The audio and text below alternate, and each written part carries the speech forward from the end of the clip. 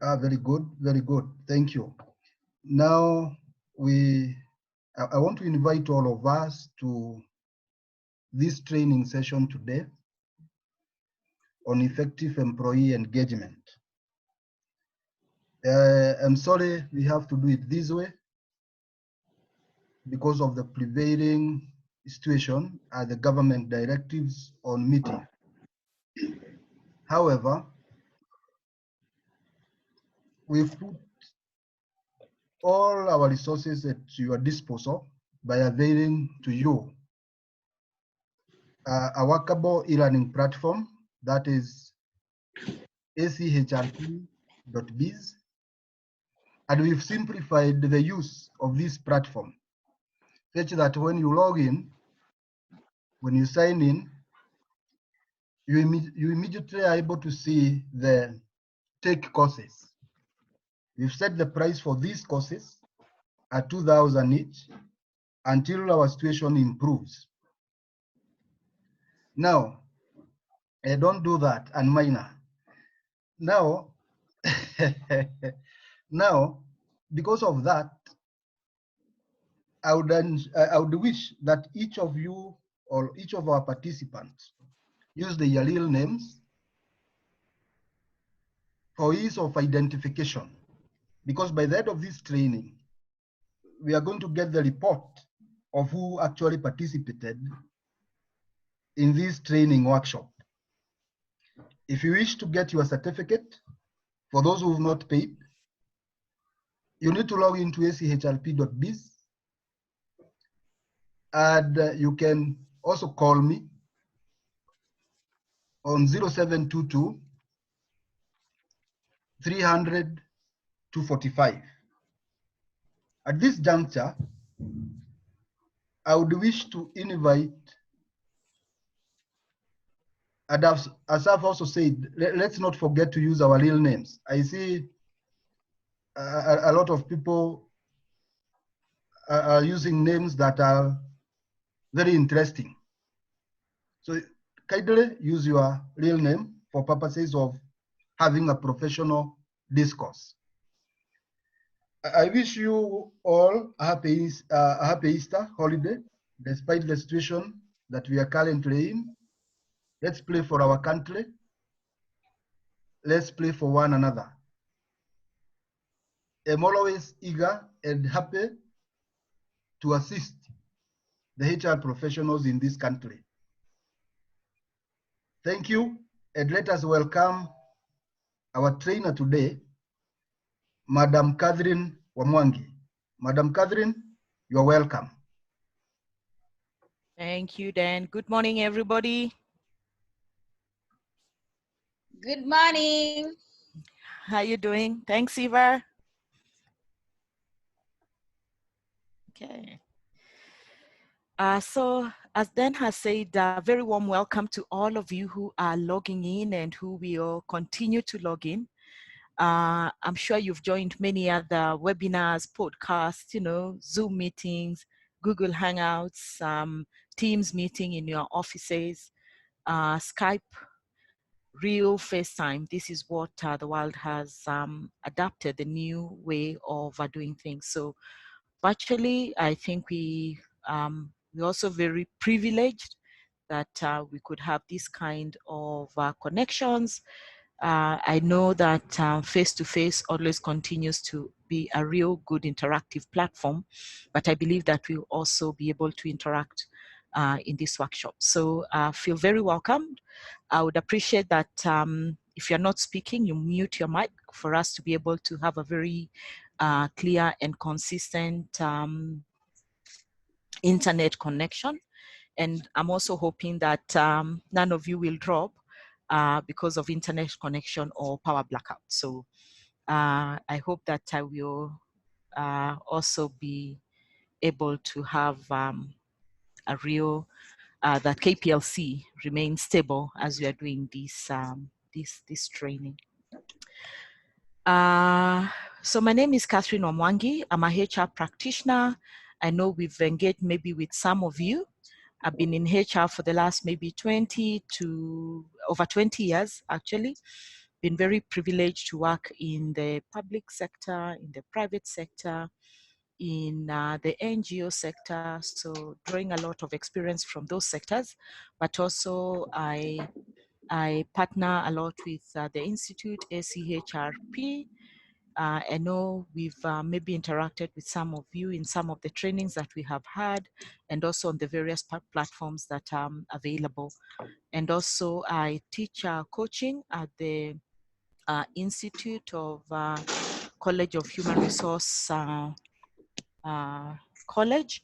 So if you come there then and you are doing coaching or strategy, you might meet me being one of your lecturers. So a very warm welcome. I would like it to be interactive. You can use the chat availability just to put down your notes or put down your questions. If anything is burning, you can also raise up your hand. But when I say, please give us an experience or just let us know what you've been able to do, feel free to share your experiences. And yeah, so I hope that will be it. So we hope to engage for the next 2 hours. The notes will be available after this on the portal. So please make sure that you go back, look at the notes, clarify anything that you need to clarify, but also reach out to anyone of us, because we're actually more of discussing and interacting and getting to further our knowledge. And what a better time to discuss about employee engagement during this COVID-19 pandemic that we actually have. So I believe majority of you maybe are working from home, or your teams are working from home. And one of the key questions have always been when I look at various platforms, when we're engaging with peers and people in the industry, people are asking, so how are you keeping your teams motivated? How are you keeping your teams engaged? That's a real question that is coming up very, very from every quarter. The webinars that we are signing in, that's a hot topic for discussion right now. So we'd also like to discuss it from a very practical point of view, what you are doing, what we can do, how we can help our teams, and also how can we help each other to make sure that we remain engaged, motivated, relevant, especially during this time.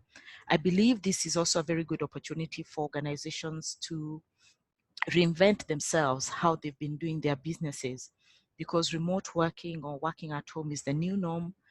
For majority of us, with the tagline, stay safe, stay at home. So we need to find out. We also have a very robust discussions, and I'm sure that is also going on in your areas, of how our business is going to keep afloat. Which businesses will come out emerging strong? And we all agree that the businesses which are going to survive and come out very strongly are the ones who are quickly reinventing themselves, seizing the opportunities around this pandemic, and also keeping their teams motivated. I know CEOs now have the opportunities to address their teams every so often. If that's not happening, then we might be able to take away some takeaways in terms of what you can be able to help your CEOs or your C-suite be able to do that. Okay. So how is it working from home? Any experience? Can people just share? Just 2 minutes. How is it working from home? Remote working? Anyone?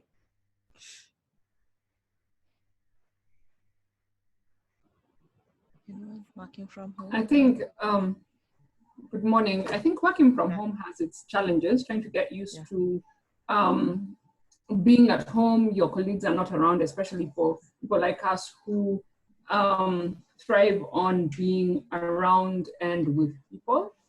So that has been a challenge. So what I've been doing is every morning or every day I've been trying to send morning messages on our internal chat messages to all our employees. There are 110, so that's not a lot.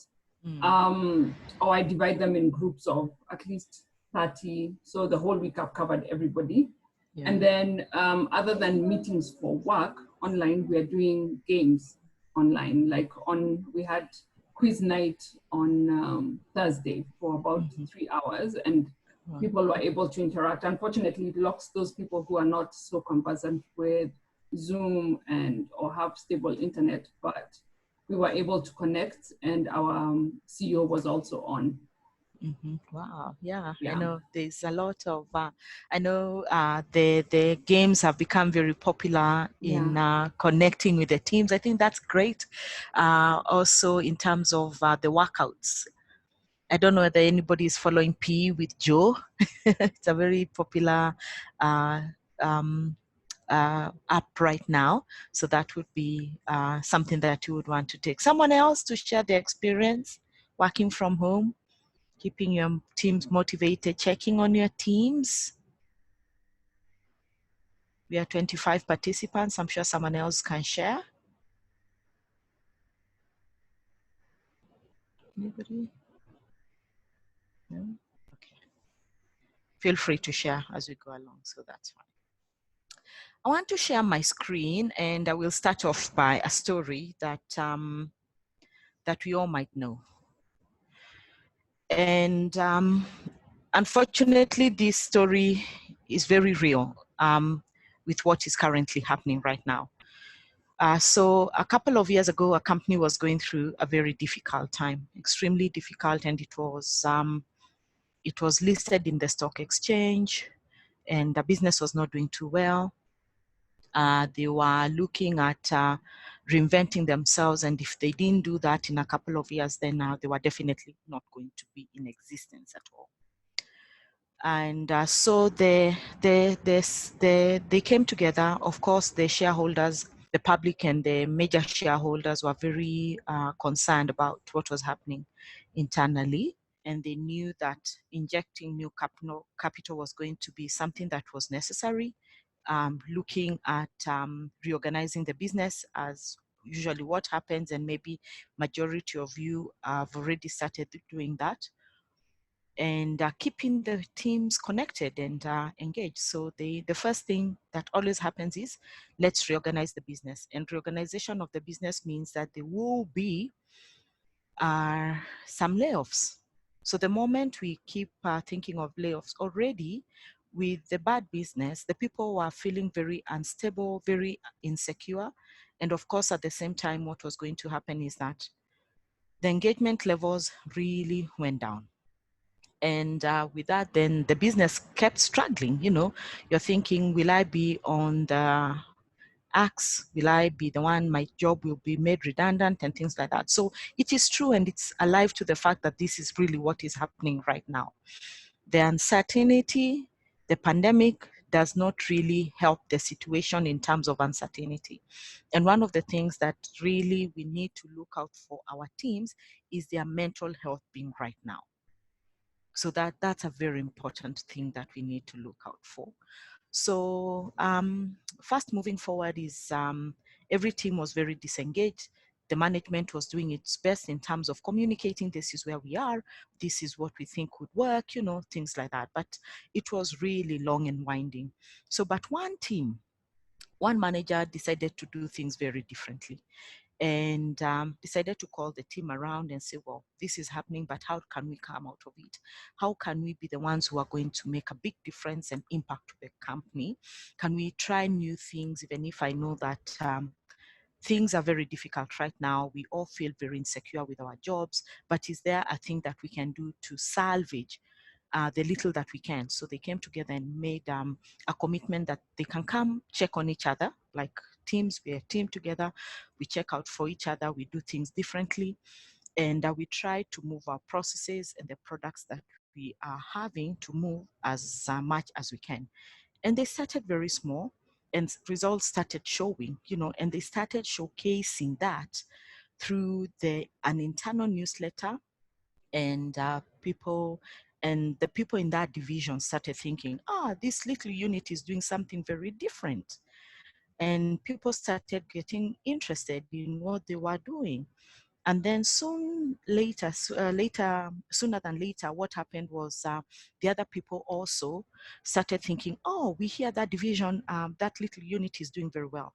And people started thinking, we would want to know what's happening. I mean, how they're doing things differently. And that effect of them sharing and being able to say exactly what they were doing, the one thing they said is that we have started having a personal connection with each other, checking out on each other. How am I feeling?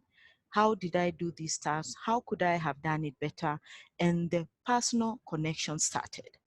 And engagement, I want to say, is all about personal connections. If we don't have those personal connections at whatever level that we engage in at organizations, and the personal connections kept rising, everybody, how are you doing? How can we do it better?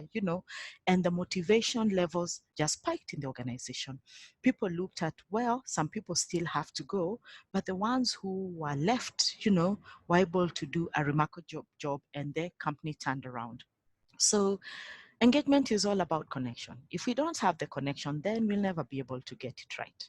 Again, it's all about trust. If we don't have trust in an organization, there's nothing that we'll be able to move.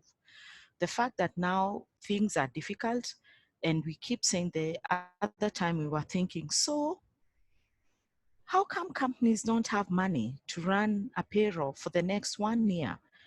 Thinking that all these big multinationals, like look at the aviation industry, look at the hospitality industry, they have been hit hard, and we must all be able to know what's happening around there. And we must empathize at this time. We know 1 or 2 people, or maybe I'm a family member who has been told they have to go home, they have to take leave, or at the same time, they have to wait until the business is better for them to come back. So unfortunately, this is how the call from the finance people is, they're saying, is that we are asset rich, but cash poor, isn't it? We sell, we get the money. We sell, we get the money. So, but they're able to forecast, if the business is doing like this, we'll be able to be a running concern for the next couple of months, couple of years. So unfortunately, we find ourselves that, yes, we are a big multinational. Everybody knows about us. Our brand is strong, but there's no money. And that's the reality of the matter. So we need also to understand how our P&L is doing. We can have all these big, a lot of money, and people think we have money, but businesses run on cash and carry every other day. But where is the connection? How do we make sure that even when we are sending people home right now, at the same time, when we say, well, we are open for business, they will still trust that they can come back. It's all about the connections that we are doing right now. It's how we are sending people home. It's how we make sure that we are empathetic and we're giving the right information that is going on. So allow me to share my screen so that we're able to get some of the valuable lessons that you can take away. Feel free to take your notes, feel free to drop a chat, feel free to raise your hand, feel free to unmute and make a contribution, because we are all here to share and make sure that coming forward, how do we come out a stronger team? How do we come out as stronger HR professionals who can go and support the businesses right now? And how do we make sure that we're also looking after the people? Okay, tell me when you see my screen share. It's coming. Is it there? Yes, I can see now. You can see my screen? Okay. Yes. So let me put it in slideshow mode.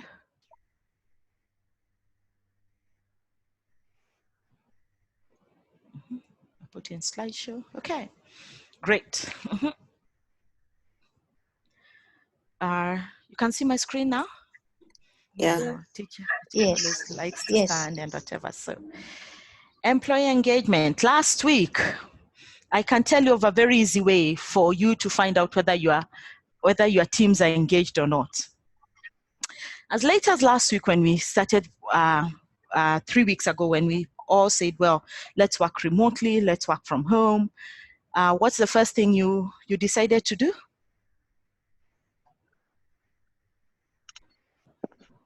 What did businesses do? Maybe they ask people whether they have the correct infrastructure to work from home, isn't it? So like, let's say you ask, do you have internet at home? Do you have a laptop? If in the office you use a desktop, some people, their businesses require that you use desktops. Maybe do you have, all those kind of things anyway. So I know of a company, and I'm talking from reality because the CEO called me at his wit's end, where he said, Catherine, I can't believe. I've asked people to confirm whether they have some working equipment working from home, and majority of them said no. And I know that they do. And I said, right there, don't even move further. I said, what kind of engagement do you have in the, it's a clear survey for you. Unfortunately, now we started discussing, well, what should you not be doing in terms of what have you not been doing in the past? You know, people will only be able to entrust you, even during difficult times, to come out and say, boss, we are in this together. Unfortunately, we are building the ship as we go along. That's the truth of the matter. Nobody knows what's going to happen tomorrow. The businesses keep evolving as we go. Every building block is being put as we go. So the house, we don't have a masterpiece on how this is going. So anyway, the staff said, well, they know they have a laptop. No, I don't have a laptop. You set me up, you know. It just looks at how much people are disengaged and they really don't care about your brand. They're just there just for a short while, and then after that, they will go. So, so if you ask people that kind of a question, clear indication of how much people are engaged in your business. Very unfortunate that even in these difficult times, people cannot come up and say, well, I have internet at home, I pay for it, but now because I'll be working at home, would you want us to cost share? Or the company says we will take it up and convert it meanwhile into the company account or something like that. You have a laptop, can you use it? Can we set it up for the time being? Because we can't buy 50 laptops at this time, but everybody seems to have a personal laptop. Can we? Whatever. But of course, there's a way that you cannot bring the desktops at home. Desktops now are at home. We see them a lot now.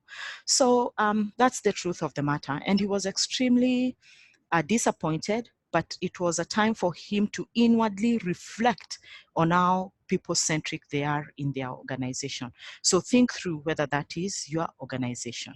So I'm sure you have many expectations, the origin of, in terms of this webinar. So we will be discussing some of the principles around employee engagement, what we can be doing, some of the ideas, some of the best practices, some of the recommendations that you can, whatever, how do you run surveys? And I would like to say that first, the connection that we make with people, point number one, employee engagement is about connection. When you run a employee satisfaction survey, does not equate to employee engagement, point number two. So I'd like to, whatever. So the origin of employee engagement, and if I'm too fast, then just tell me, well, Catherine, you're too fast, please drop it or slow down. During the 70s, and I'll not read everything, when people were called personnel management. Yeah. Oh. Okay, yeah. During the 70s and the 80s, HR's then personnel focus was on employee satisfaction, you know, and that was the main focus then. No connection with the organization or the employee's relationship with it. Employee engagement concept first appeared in the Academic Journal of 1990, published by the Institute of Employee Studies. The concept was credited by Kahn as part of his research to identify the theory. And that's why I said there's a big difference between employee satisfaction and employee engagement. So let me just write whatever.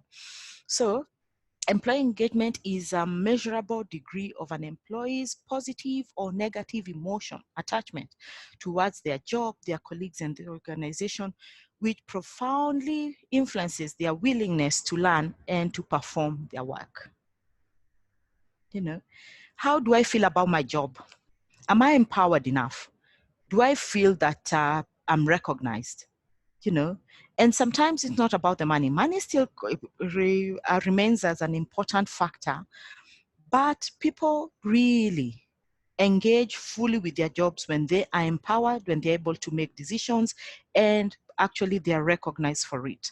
Your colleagues, are you friends or you just colleagues? You know, how do I relate with my colleagues, even not from the same department, but from another department? If you sit in another geographical location and we need to collaborate as much as possible, how do we feel about each other? I know there is the concept and there is the real discussions around culture, diversity, inclusivity, but when we are alive to the fact that colleagues will come be drawn from different areas and different geographical backgrounds who believe different things compared to ourselves, then we're able to engage. And the organization which profoundly influences the willingness to learn and to perform tasks. Are you happy with the brand you work for? Are you proud? Are you always saying, well, I work for this organization, this is what we do? If you met an investor, how would your 5-minute elevator speech look like? And for HRs, I keep on saying, what is your employee value proposition that you're putting in place for people to feel that they really value the brand? When you advertise for a job out there, or even hint that we might be having these positions coming up, are you overwhelmed by the inquiries, either through CVs or recruiters calling you and saying, well, we hear that you have a position coming up, or we've seen you have a position coming up. Is everybody willing to come and join you? So those are just things that really you can quickly check in terms of where you are in with your connection with your whatever. So engagement is the extent to which an employee is motivated by the contribution, again, success, and are willing to apply discretionary effort to accomplish the task important to the achievement of the organizational goals. You remember? Discretionary effort. I have a laptop. I'm happy to make sure that I can I can use it during this time when we are all working from home. I have internet connection. I have a fully equipped office at home. You know, I don't have to say, well, my back hurts too much. I have headphones which are top of the range, and I will not want to pick the ones from the office because maybe someone else has it, you know, things like that, discretionary effort, you know. And it goes to show that the curve that as you start, great managers and support work environment, engage employees, satisfied, committed, proud, willing to advocate. And advocate is meaning that they're proud of the brand. And then after that, better individual performance, giving discretionary effort, and improved company performance. When people are engaged, think of all the Fortune 500 companies, is that they make a lot of effort in the area of employee engagement, because the more people are plugged into what you believe, they will be able to push your agenda, your objectives, and overall improve your bottom line. Okay. So, unfortunately, there is no magic pill for engagement, because every company is very, very different. Every industry is very different. The cadre of people that we employ will also determine the level of engagement. Sorry, I don't have COVID-19. So, so in terms of how everybody is engaged. And I would pause there and say, who should motivate me? Where should motivation come from? My motivation come from? From yourself. Yeah, exactly. From myself. And I become even better engaged because then the environment is created, you know. So she's self-motivated. He's self-motivated, you know. But sometimes can that motivation be deflated? Yes. How can it be deflated? Because of what? How you're treated either at work, Yeah. Very by true. either the bosses or your HR. It affects the work environment, can affect your motivation. Exactly. Yeah, very true.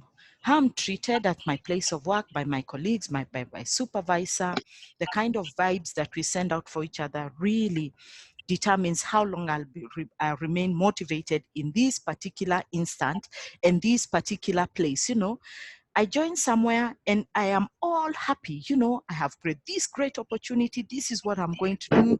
I'm a very people's person. I'm very open to new ideas, new things. And then I go in and just find, this is not what I signed for. I'm not very happy here, you know. So how do I really keep myself motivated? How do I make sure that whatever? And for you to make sure that you keep yourself very highly motivated is you must be willing to internalize yourself every day, call yourself to a meeting and find out, who am I? Who really am I as Catherine? What demotivates me? What are my weak points? What are my strengths? What are my weaknesses? So statistics have shown that companies with high level of engagement see their levels actually increase during tough times. And I would like you to keep a journal, or even with your ESCOM team, from the time you started working remotely, or when we knew that coronavirus pandemic has checked into Kenya or into your business, up to when we will be able to complete it. What will have happened? What steps will we have taken? What kind of programs will we have put in place for us to go through the tough times? It is that idea of pulling together when things are difficult. Yeah, someone needs to mute their mic. I can hear myself with an echo. Yeah, thanks. So I'd like to give a few statistics. For any business to be successful, they must have 3 things: a robust overall strategy where everybody understands it, exceptional leaders, and 2 things we are looking for leaders now. We all know it's about a leader who is able to be vulnerable and a leader who has a lot of humility and engage employees. From the time you started working remotely from home, another question, how many times has your leader said, we have a company-wide meeting? I'll be addressing the people just to let them know where we are, how the business is doing, and be able to get their feedback. How many times? Are they checking in weekly? Are they checking in every 2 weeks? Are they checking in monthly? Where are people? How are people feeling right now in terms of what needs to be done? Very, very important. It will know whether people are engaged or not. The world has moved from an economy driven by agriculture and manufacturing to service-oriented. Whether you are in the agriculture business, whether you're manufacturing, it's a service that you need. And service is how I feel connected with you. People trust people for me to be able to buy. Do you see when, let's say for the ladies, or even for the gentleman, when your baba moves, you go looking for him 10 miles away? Do you see when someone moves and then their brand almost, oh, that guy has gone, their products don't move as much as they are? People associate themselves with how they relate with people. And I believe that you also you make an informed decision based on how you connected with that person. A lot of the times it happens to me when I feel that we have a connection, even if this is something that was a bit more expensive than what I can buy from the other shop, I find myself that I will take this because there've been a greater connection, and the way we've related that makes me come back again or be able to buy from you. So 2017, Gallup states only 15% of employees worldwide are engaged in their jobs. How many are we on this webinar? We're about 30. So what's the percentage of 15% of us? 12%, only 12 of us if we were a company.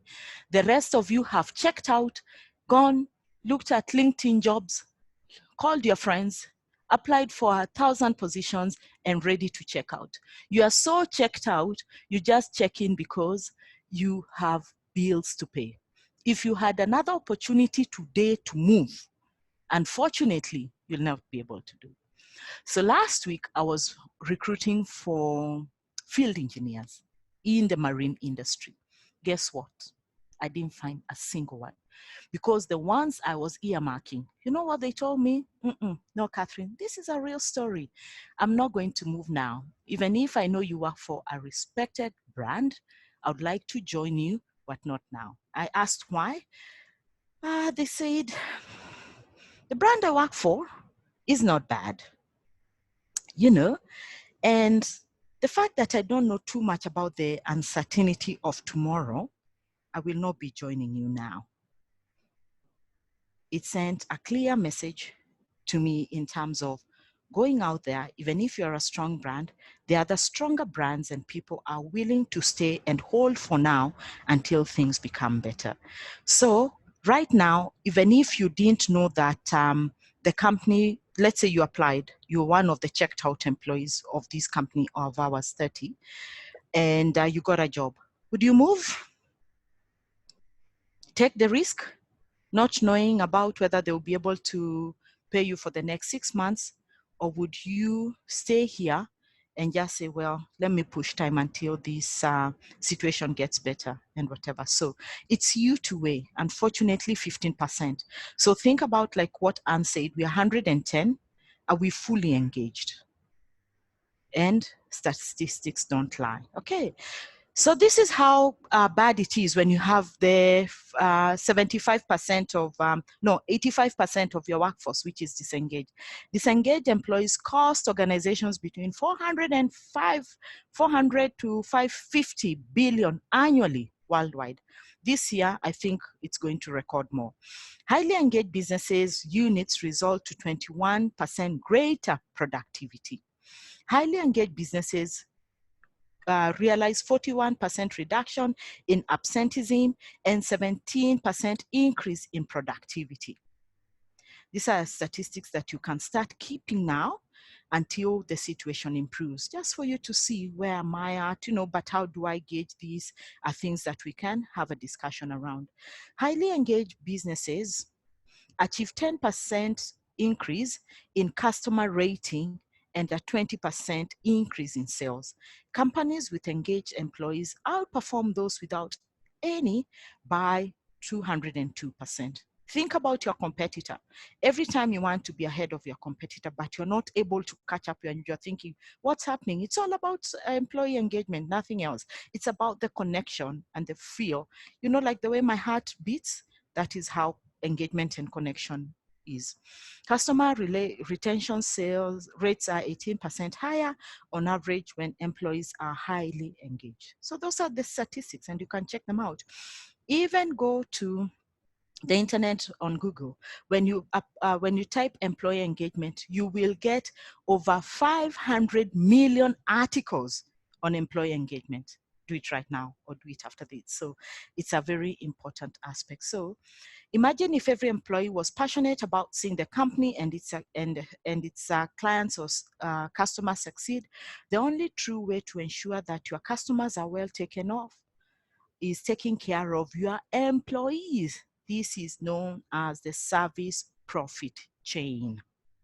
We all know that a happy employee will be able to engage their customer in a way that they will make them feel valued and they'll be able to penetrate their products or their services. Employee engagement must be a business strategy. If you don't have that as a business strategy, then it's time for you to start aligning with your C-suite to make sure that they're talking about employee engagement and they know exactly what it does and give them some of the statistics that focuses on finding engaged employees than keeping the employee engaged throughout the whole business relationship. Employee engagement must focus on business results.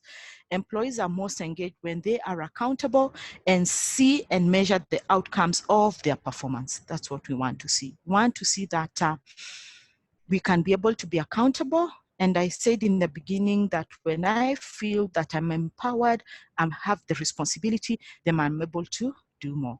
Any question, any feedback, anybody who has employee engagement as part of their business strategy? And can I ask that, do we think that employee engagement should be driven by HR or any other department who should be driving it? Anyone?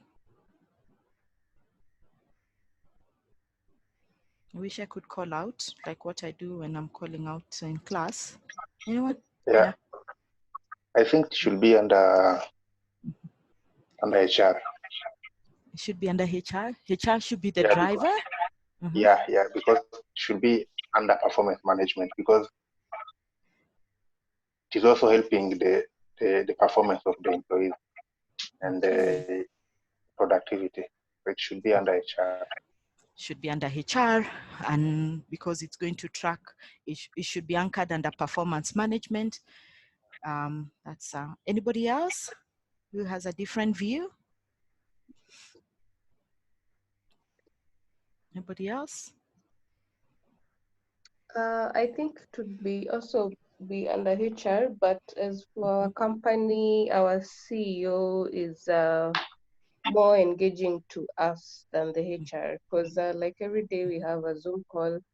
In the morning we have meetings, then on Friday we have a Zoom social where you just check up on everyone who maybe doesn't attend the meetings every morning, just to check out how everyone is. So that shows you your boss is more concerned about your well-being, and it gives you a positive energy to work. It's true. Yeah, when people are checking out on you, and wow, that's really good that the CEO is taking time to check on people, have a meeting, you know, and on Friday check how have you guys been, what are some of the pain points, what are some of the fears that you have, and stuff like that. Someone else?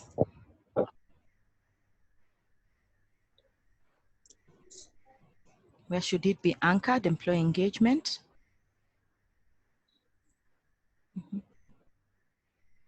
Anybody else? Okay. Okay. You remember when I said that there is no, one of the very first slides, that there is no magic pill on employee engagement. Everybody must come engaged, and we make sure that we put up strategies on how we are going to make sure that everybody is engaged. Every line manager should be able to anchor employee engagement strategies in their teams and what they are out to achieve.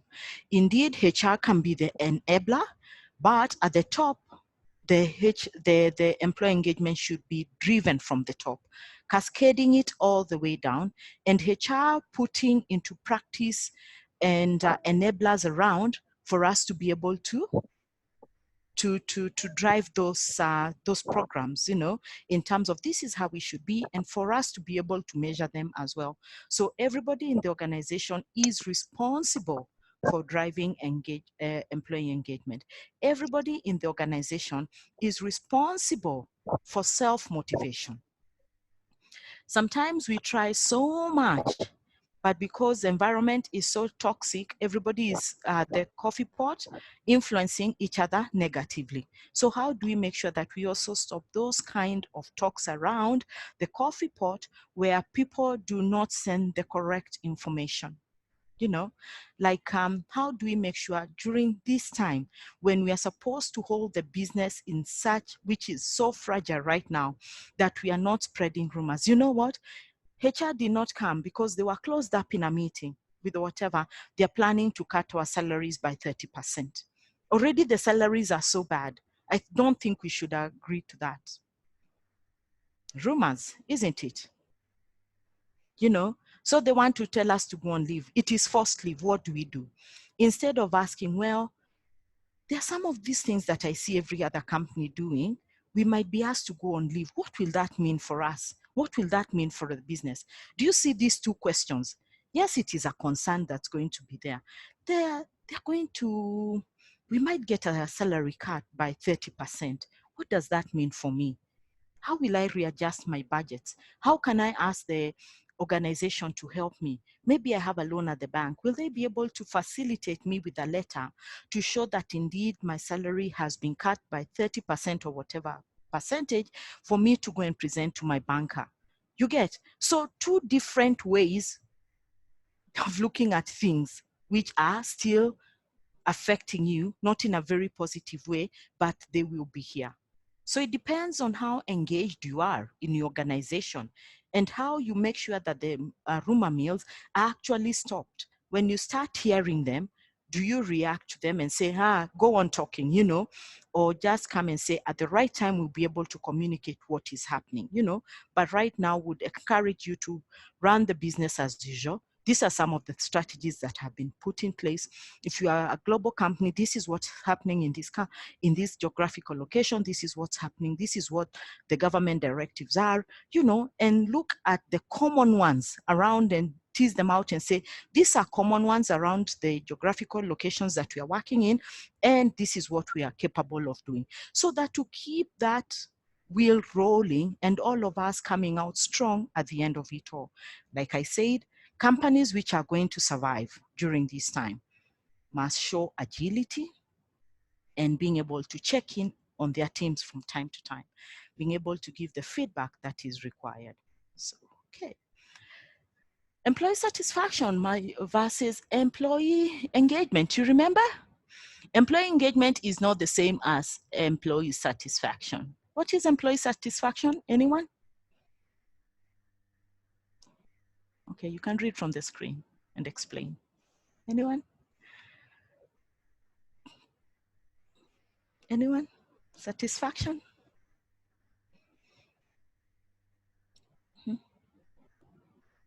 Remember the beginning of the year or whatever, and I say that either your year could start any calendar month when you get a salary increment. How do you feel? Very happy, isn't it?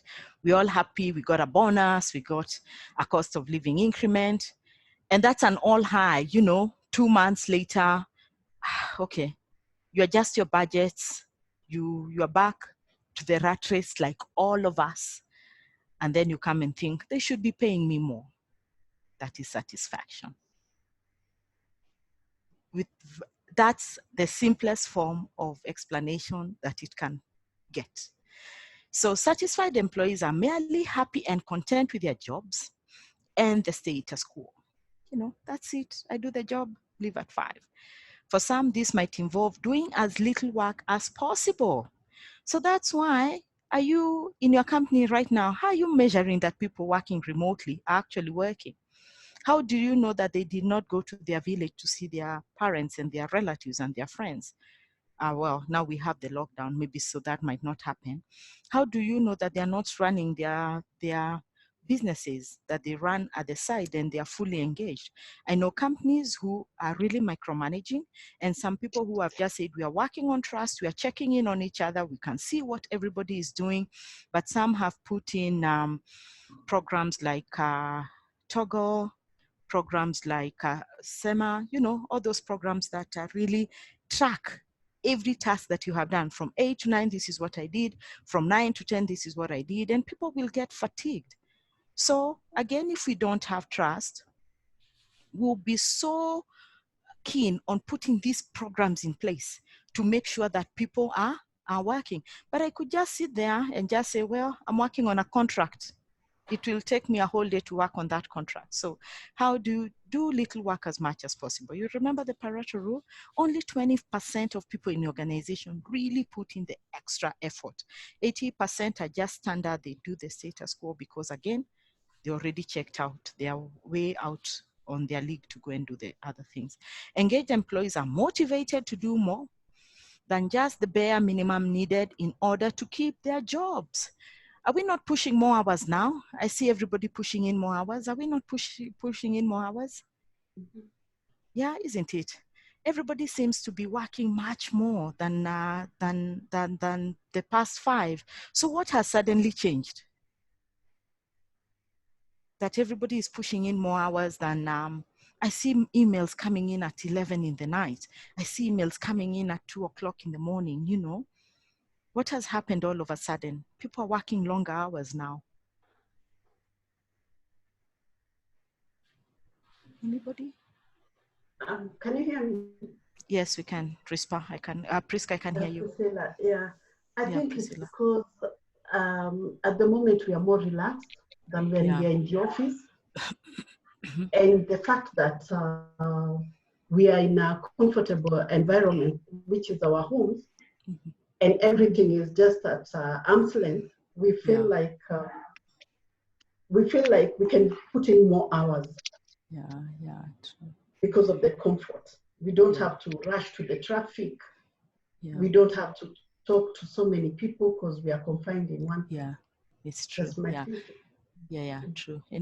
Anybody else pushing in more time for the employer? For me, I think it's not more time. It's not time that we are using more time now. I think it's because people are at home, they are free, and most of them now they sleep even late because they're just home, and now we just emphasize on communication because we don't meet each other. So most of employees are being told that they must use their communication. They must use their phones or emails. They must consult their emails with their phones everywhere they are. That's why you find those kind of communication nowadays. Okay, so you think that people are just checking in to feel to be seen that they are checking in, that I'm working. No, I'm just trying to explain the reason why you can get some calls or emails at 2 a.m. or whatever. Yeah. Okay. Just because now we don't sleep early because of we are waking up early or whatever. You find some people they are available at any moment if you just call them or email them. Okay. So I think one of the things that it's true, there is less distraction, and also I'm in my comfort area, I'm able to push out more. And especially if I feel engaged and I need to finish a task that someone else is waiting for, I'm able to push that. Again, traffic also makes a big difference. So, but I see that in terms of many longer working hours, those working hours must also be recognized by the employer. Every time your CEO says, thank you, I see people are working longer hours. Thank you very much to push the business during this difficult time. We appreciate. However, we also want you to make sure that you have work-life balance, and is there anything that we can do? So also make sure that you're checking out. It's not because people are so worried about insomnia, they're not able to sleep, they're pushing emails at midnight. You get what I mean? So there must also be a balance. That's why I say the mental well-being of people right now is very important, that you're able to check them out, even if you're pushing in out whatever work during that time, and feeling that the productivity. So we must also balance. I think it's a good thing what Priska said. Well, I'd not even thought about traffic, that I'm not battling to come from one meeting to the other. I can call in, it's no brainer. I think that's really nice. I'll use it next week. Thanks. I'll give brownie points to you, Priscilla. So yeah. So employee satisfaction only deals with how happy and content people are, covers the basic concerns of needs of the employee, does not address employers' level of motivation and involvement. Like what I said, I got money, I'm happy. 2 months later, I don't like, they don't pay me enough, I'm going to check out. Do I have a computer at home? No, I don't have. Set me up or I'm not going to work. And there's nothing you can do. You've not checked me, you've not set me up. So I'll sit at home. I'll play with my children. I'll do the things that I want to do. I'll go to the farm, until they they set me up, whatever. So that is what satisfaction is. So employee engagement, again, I will not belabor. Let's go to employee engagement. They believe in the organization and the company that they work in. Do you do that? Desire to work with enthusiasm, zeal to make things better. Moving from good to great. Understand the learning of the business context and the bigger picture. Are you in the bigger picture right now? I'd like to ask you, do you know all those strategies that have been put in place? Are you plugged in? And where do you think the business will be headed to in the next couple of years? Even if it is really dire right now, how are you planning to bounce back bigger and better? Respectful, helpful with colleagues, I'm willing to take up your job, and I have seen that in our teams where people say, well, I have no power. There's load shedding, especially in South Africa, and this must go out, and someone says, let me do it for you. right now, because it's very critical, it's very important. So people just being able to take other people's jobs and recognize that actually when I didn't have power at my place, I called Catherine, she took up that task and whatever, and she was able to do it for me. So respect and helpful with colleagues. But if you're that colleague who is always very negative, nobody will take your work. You know that. You'll die there with it, you know, and people will say, mute on conference on call, and you're just seated there. I've finished my work, and a message has been sent, an SOS from one of your team members, and you're all chatting at the side and saying, ajifanyie, si anajijua, sasa ndio atajua jui. Aren't we bad? In terms of where we are. Willingness to go the extra mile and to be recognized for it, keep updated with the developments in the organization and the respective fields. Especially the core part of the business, whatever you are doing, you should be able to understand it. Engagement is the energy, passion in the employees have for their employer. Anybody who's willing to give a case? Like where I take up work, if there's no power, or if you have no internet, you know, if your internet is unstable now, right now, let me take your work. Anybody doing anything differently to help their colleagues? Anyone would like to share? It's a sharing forum so that we all go away with some good takeaways on how we can help our colleagues and also help the C-suite as well. No?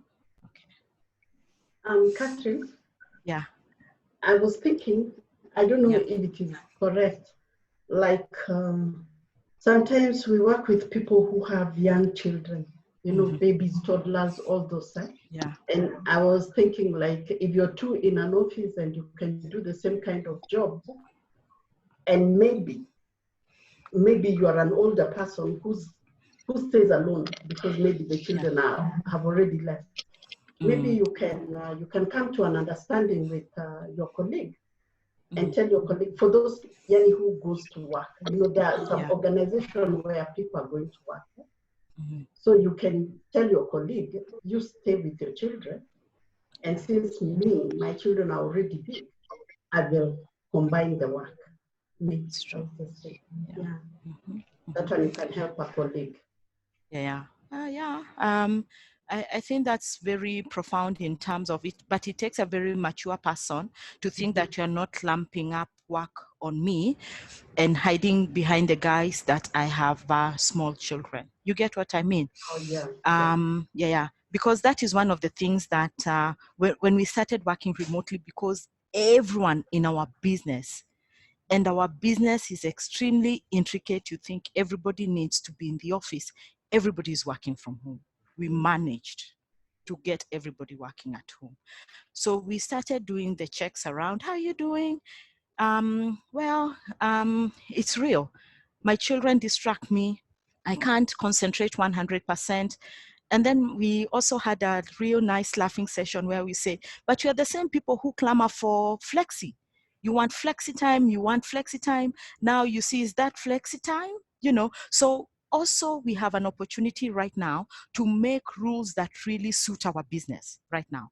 So majority of us, when you call in everyone, how are you doing? You'll either hear children in the background. And I'm sure one of you in the minutes that we have spent on this, your children have come to you, isn't it? Asking for something, you know, it's Saturday, why are we not going out or something like that? So it's real. So it depends on the kind of organization that you work with. If you have mature people you can say that my child is not feeling well today, please take up my task and I will take it up gladly. Or even they hear, oh, Catherine's child is not well, and there's an important meeting that she was going to attend. Catherine, they take the extra initiative to call and say, Catherine, I know right now it's difficult for you. I will do that for you. So again, it calls for engaged teams. So it's true. It's just how we depend. But the distraction of the children around this time is real. And that is why all of us are trying to adjust. Not all of us have the privilege of having big homes where we have offices where we can lock ourselves and be able to work without any distraction. these children, I think that is very nice, where these children know that now we are working from home. You start training them. You go to your home school, and me, I go to my homework and whatever. Last week, a colleague told me that when they were having their EXCO meeting, he invited all the colleagues to bring around their children, just for the CEO to say, hello, mommy and daddies are working from home now. We thank you for giving them time to be able to work from home. That was motivation enough. You get what I mean? That was really nice, you know. And those, during those game nights, are you able to introduce your family? This is my family. This is what I'm doing. So there are many things that are really going to cause us to connect as individuals, despite the difficult circumstances that you are. So you can take advantage of that. If it's your team meeting, and come and say, well, why don't we all say hi, so that the children know that mommy is going into a meeting, daddy is going into a meeting, and they are fully able to concentrate. If you're working on different, on your own tasks, which you can have some bit of distractions, I think that is fine. The children can be around without too much noise and too much distraction. But if you're going for an important meeting where you know that you need to concentrate, you're the one chairing, then it's important just to let the children know that for the next 2 hours, I will not be available. Allow me to finish, and as soon as I'm finished, we'll be able to carry on as normal. Anybody else? Thanks for that. I can see some also questions coming in, and Dan is the host of this meeting, so he'll be able to tell us which are some of the questions that are being posed. Anybody else? Working from home, distractions from family members? Or we all miss going to the office? Yeah? Catherine, you had your hands raised? Yeah? Okay. Catherine, are you speaking? Okay. Unmute your mic. Catherine, unmute your mic if you're speaking.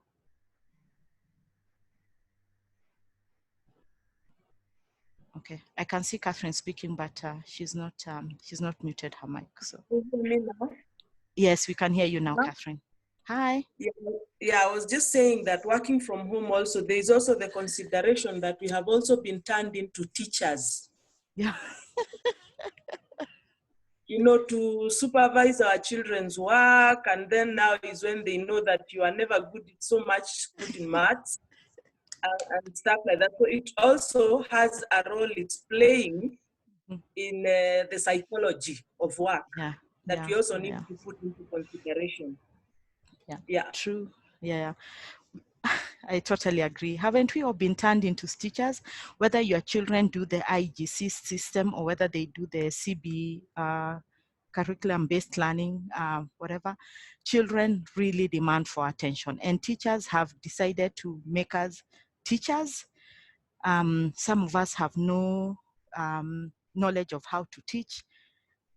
If you have children who are candidates, tell me when you last remembered Pi2 chat. What were those? You know, or osmosis, what happened to it? You know, it's real, you know. So, but again, I've also seen another way of colleagues reaching out to each other and saying, how is homeschooling going for you? And you can take this tip to your teams.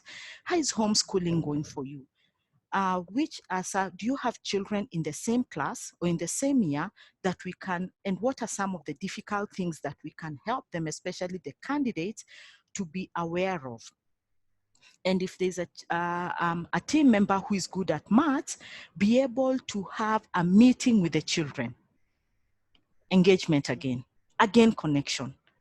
You know, if you have the privilege of doing that, please take it up and you will see that it works. So you have all these good opportunities to be able to be turned into teachers, but with the real teachers that really get to know. So again, respecting and being helpful with your colleagues. Yeah. So thank you, Catherine. I know we've all been turned into teachers. We've all been turned into all sorts of professions. And sometimes we have to strike the balance. That's why I'm saying that, are we checking into our teams from time to time to make sure that they are remaining healthy, they are remaining strong during this time? Okay. Anybody else before I move on? Anybody else? Okay. You can always raise it as we go. Thank you. So the 10 C's of employee engagement. Check whether you have any of these in your organization and let me know. First, we connect. We connect and we connect and we continue connecting. You know, we have clarity in the roles and what the organization does. We congratulate and we celebrate our successes. We control our business and what our emotions and our well-being and our connections. There's a lot of credibility around the individuals and around the teams. We look at our careers and how they're progressing and how they are going and where they will be going and how they're supposed to be going. Especially this time, people are thinking, oh my gosh, if I lose my job now, how is my career? What have I done out of it for the last couple of years? How will I be able to bounce back? And the real concern is not around the millennials, is around the other generation. What generation am I? That generation that is pushing around retirement and thinking, will I be able to get a job? I have all these obligations that are coming up. So career is very important right now. We convey our messages honestly, timely, and truthfully. Everybody is allowed to contribute. You're not the only, at the top, they're not the only ones who say everybody to the bottom of the pyramid contributes. Right now, what are you doing to engage the people who have to work in the office, like your office cleaners, your messengers, your drivers? What are you doing with them? What did you do? Are they feeling engaged, or they are feeling, well, me, I'm part of that team that definitely will be let go? What are you doing about them? Did you send them home and reassure them? Anybody?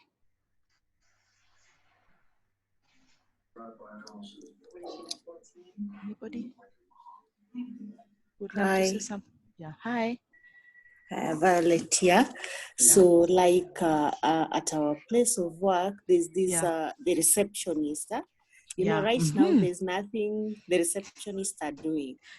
So my top manager was telling me that we need to like just send her on unpaid leave, but you know, from my humanitarian ground, I just thought like, no, why not put her on half pay? Because right now, if you send her on a paid leave, there's nothing else she can do but to put her on half pay and find something for her to be able to do in the process instead of just like sending her on unpaid leave. Just put them on half pay. But the cleaner, that one just there was no humanitarian there. They just had to like go. But the receptionist, I just felt like there's so much she can do. You can send her something to compile for you. I don't know what I can't find a word to say, but you can send them something. They can help you do so many stuff, so much stuff. So instead of just sending them home, like just like that, just put them on half pay for at least 2 months until we can be sure what COVID-19 is about to do to us. Then when we are clear on what we are doing, we can reinstate them or just review it later. Yeah, well done. Was your suggestion taken into was it taken into consideration? Yes, it was because at least she was put on half pay. I just felt like there's some stuff she can help us do in the process as we wait for the 2 months, and hopefully by 2 months time, in 2 months time, we will know where we are with this COVID-19 thing. So at least the consideration was put into place, and she's still there. Yeah, well done. Well done. Yeah. Anybody else? Yeah. I saw they created administrative staff created a duty roster for the cleaners and people who make tea. Because when you're in the office, cleanliness is one of the things that they are talking so much on COVID-19. All the time, even the minister is talking, he's talking about cleaning our hands. And so they made a duty roster. For them to be coming out.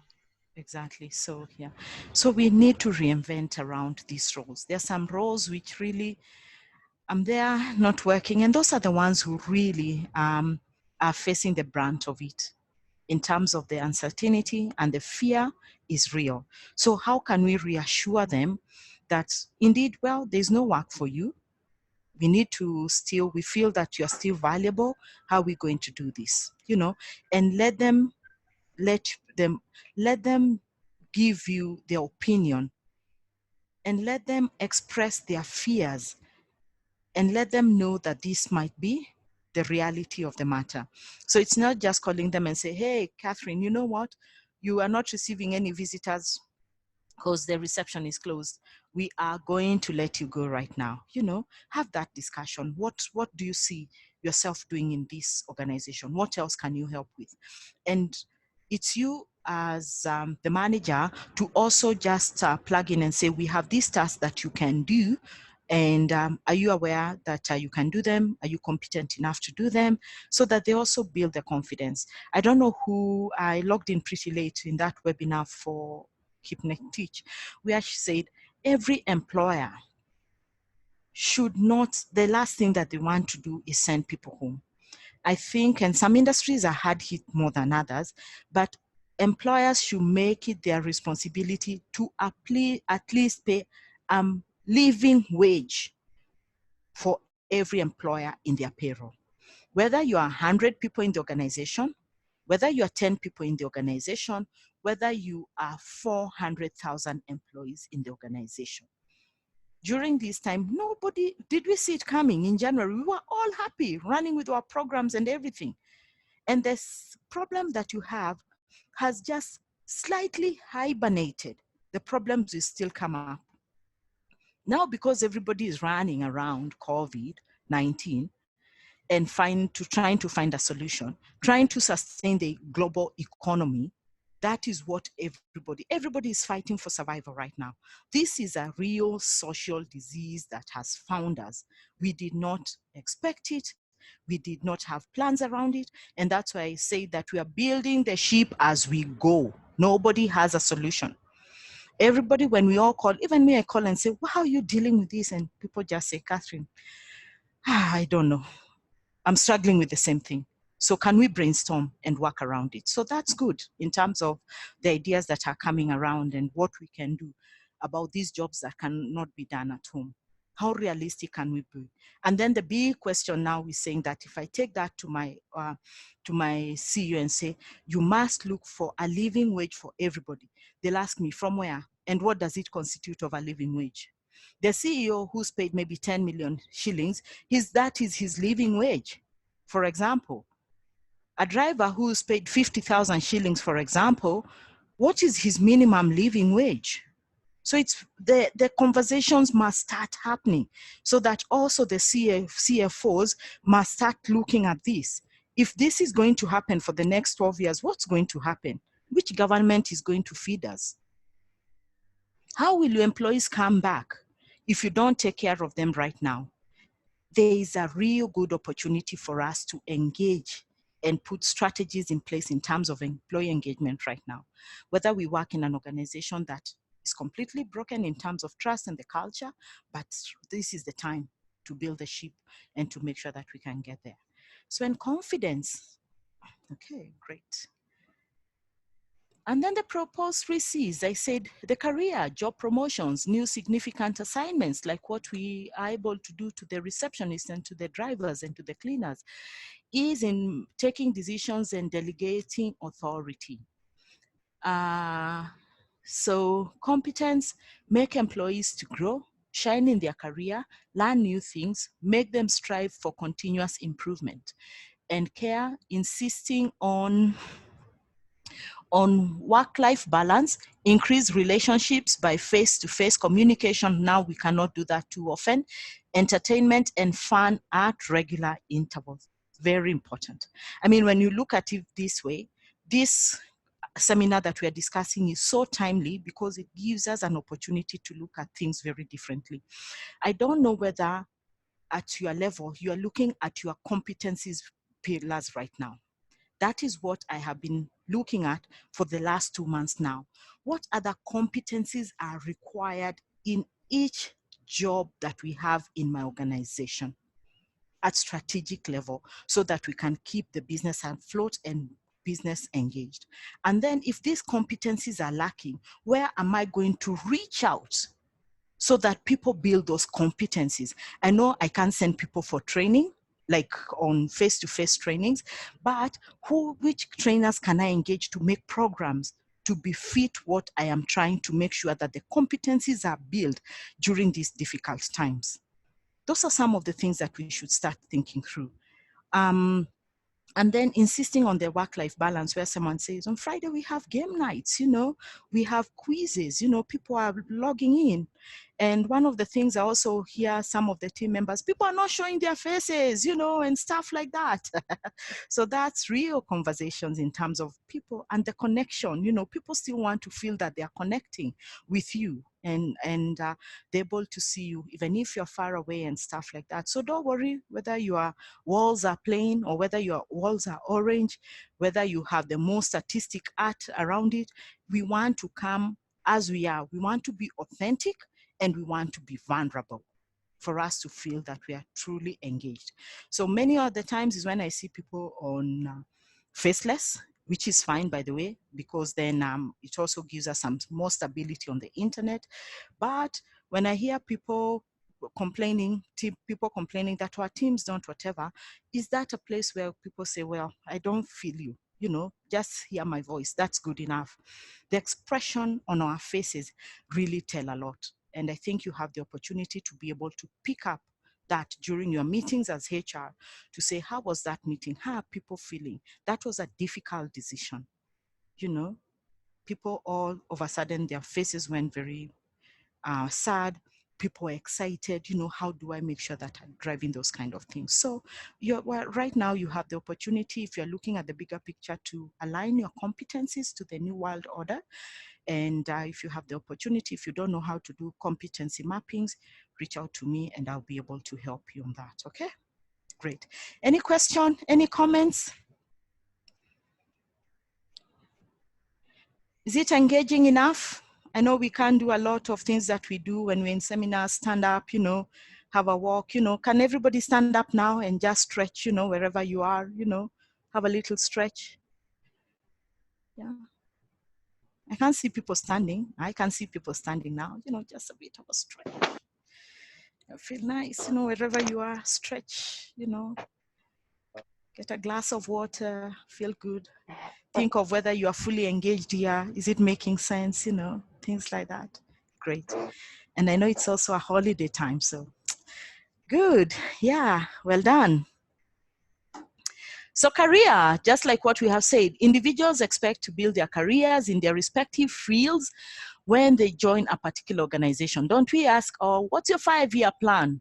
I have none. I've come for you guys to build it for me and show me the way. I love people who are brave enough to tell me that. Top management and immediate supervisors should spend their time in shaping out the careers of their employees. When this is done for continuous process, employees feel that they belong in the organization and they feel engaged. They feel engaged when they receive support from the management in growing their careers, either through coaching, mentoring, sending people for training, all those other kind of trainings that you can send people to, making sure that you are giving them responsibilities over and above, you are delegating, you know, you are taking them to different projects. There are many ways that we're able to build people's careers and to make sure that they are ready. Top management should provide the employees with new roles, authority, and delegation. That's what we have said. And finally, people should be appreciated for their creativity. What is the one thing that we are looking for now? We are looking for teams which are strong, teams which are agile, teams which are able to tell us that this is some of the things that I have found. We're in essential services. There's a curfew at 7. Our drivers will be driving long distances. But what happens around it? Innovate quickly. You know, I hope there's a business unit that is looking and thinking around for the business right now. If this was to happen, simulate, you know. For our company, we are always asking, what's the worst case scenario? A new government directive has been put in China. What's the worst case scenario? Work it towards that. How does it affect other locations that this work is done? In Kenya, how does it affect work? What are we going to do? You know, so from there, so we panic, the worst case scenario is this, and then we say, aha, so let's start thinking through it. and people start giving ideas and people start thinking around it. Or your Gantt charts have to change all the time. Your operational business operations, because it's life, it starts changing and everybody is kept informed in what's happening. So that's important. Okay. Competence management should provide regular workshops. That's what we said. Employees spending a few months to look at their competence boosting opportunities. And then career focuses on the actual growth in terms of position, salaries, incentives, you know, things that we keep talking about. And management should also strive in developing their marketable skills for increasing their opportunities. Remember, one of the things, please don't shy away from training people. Even during this time, if you can train, there are so many opportunities. I can't keep up. If I was to attend all the webinars I receive every day, free webinars, I mean, will you be able to do your work? There are at least 10 webinars globally that I receive for free to whatever. And I look, some are clashing at the same time, that this webinar and this webinar, both of them are important. I just say, maybe I look for the recording, I will look at the take homes, or I see who's presenting, and if I know them, I say, give me the highlights, give me the points, I'll be able to look at it. You know, I can't be in all of them, unfortunately, and you can't either be in all the webinars that are going round. But it's an opportunity for us to, if we want to continue training, earmark the ones which you think are very important for your organization. Stop, don't relent, or don't shy away from looking for all the webinars that are ongoing, because you might want the marketing team to plug into it. Look at all the opportunities. In LinkedIn, they have beautiful and very informed trainings that they have come up with. And many people are also giving them for free right now. So take advantage and actually also showcase them as your results. This is what I've been doing. And that's why I said, if you've not started earmarking your milestones from now until the world goes back, whatever, you will have done so much, but you will have forgotten what you did.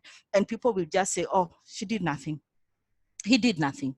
So encourage your team members, whatever innovativeness, creativeness, or opportunities they point out, which help the business, you must record it and say, this is what I've been able to do. Otherwise, when we go back to review performance, we'll just be saying, you are just sending emails. You are just attending meetings, you know, and we didn't see the value. So the value is driven from you being able to come out of your comfort zone, digging into all these opportunities and direct them to the right points in the business, and to be able to take credit for it if you're able to. Okay. The art of the manager's care, duty of care, we cannot overemphasize that. Managers should spend some time with the employees, understanding their personal problems. If people do not trust you, they will not come to you with their personal problems. And what I say, that your problems have just little hibernated in the background.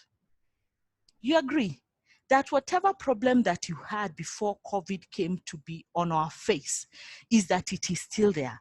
Whether it's the financial difficulties that you are going through, whether it's the relationship problems that you are going through at home or at your workplace, whether it is the career that you want to grow and you still have the opportunity, you are not growing it the way you want to grow it, it has just hibernated. It will still come out, or it's still coming out. Or if you're taking care of a terminally ill loved one, that is still there and you still have to do it. But you're not even able to tell your employer, oh, you know, this is happening, because you don't trust them. You don't have that connection. You don't feel engaged enough. Let me deal with my problems the best way I know how, and reach out to the people who I think can help me. So it's important for us, whatever. Small gestures every day towards employees by managers make the employee feel that they belong to the organization and the organization belongs to them. 3 things that you must learn. We must come with an entrepreneurial spirit to the organization. We must be able to be self-drivers of our own. Self-motivated, I lead myself, and I must also be able to lead others if I am taking up a responsibility for being a supervisor of a team of people. I'll go very quickly in terms of research. Any question? Then any questions that are coming on the chat that we need to address? or then fell out of this whatever. Anybody, any question? Anything that's Catherine?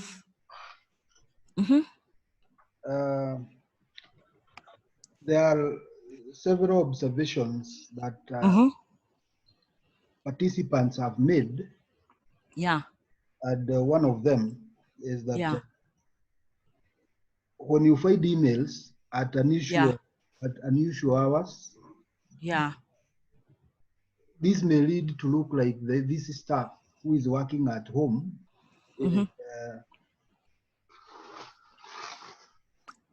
it's like they are doing more hours. Yeah. But maybe it is the availability. The reason could be the availability of resources. Yeah. Like the people to use when they are working from home. Yeah. Or the laptop could be labda inatumika na watoto at that particular point. Yeah.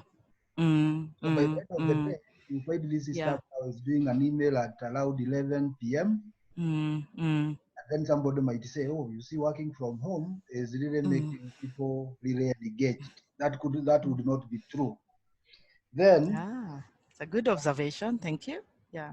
Then another observation is that when you find staff doing more time, it could be a general issue now. And this could be a display of how people desire flexible working settings. That you find people are giving more of their time because they really feel that the settings are very flexible. Then another thing would be different people have different peak times. A very interesting observation here is that not everyone is a morning person, and not everyone is a night owl. Yeah. All I guess is the bird. OWL, yes, the bird. Then another observation is that for staff who are working from at the office, especially during this time of COVID-19, they work in fear and anxiety. In fact, somebody else was making an observation that the HR is not a ninja. That the HR would be immune of that the HR would be immune to getting these ailments. Whereas, you see, they are the first line of contact with the staff in any organization. So maybe from our participants, somebody could suggest what social distancing do they keep when we go to the offices? Because the staff keep coming to us with a myriad of questions, and it can be very interesting. Then another observation is that for small organizations, they have no systems in place to be able to monitor staff working from home. Actually, my boss yesterday made such a remark. As HR, how do we monitor the staff that are working from? How do we evaluate the staff working from home? And we didn't have an answer to that question. And then somebody mentioned another statement. Then is it possible that if those people who are at home are not working, is it that we can do without them? And still the organization will be still run. Thank you. Yeah. Wow. Those are real good observations, and they are real in terms of what we are seeing. And I say that, remember, there's no pill, there's no magic. It's us who, and I say there are three things that people need to bring themselves to work. They must be self-motivated, And if the environment is engaging enough and trusting enough, I'll be able to put in more hours.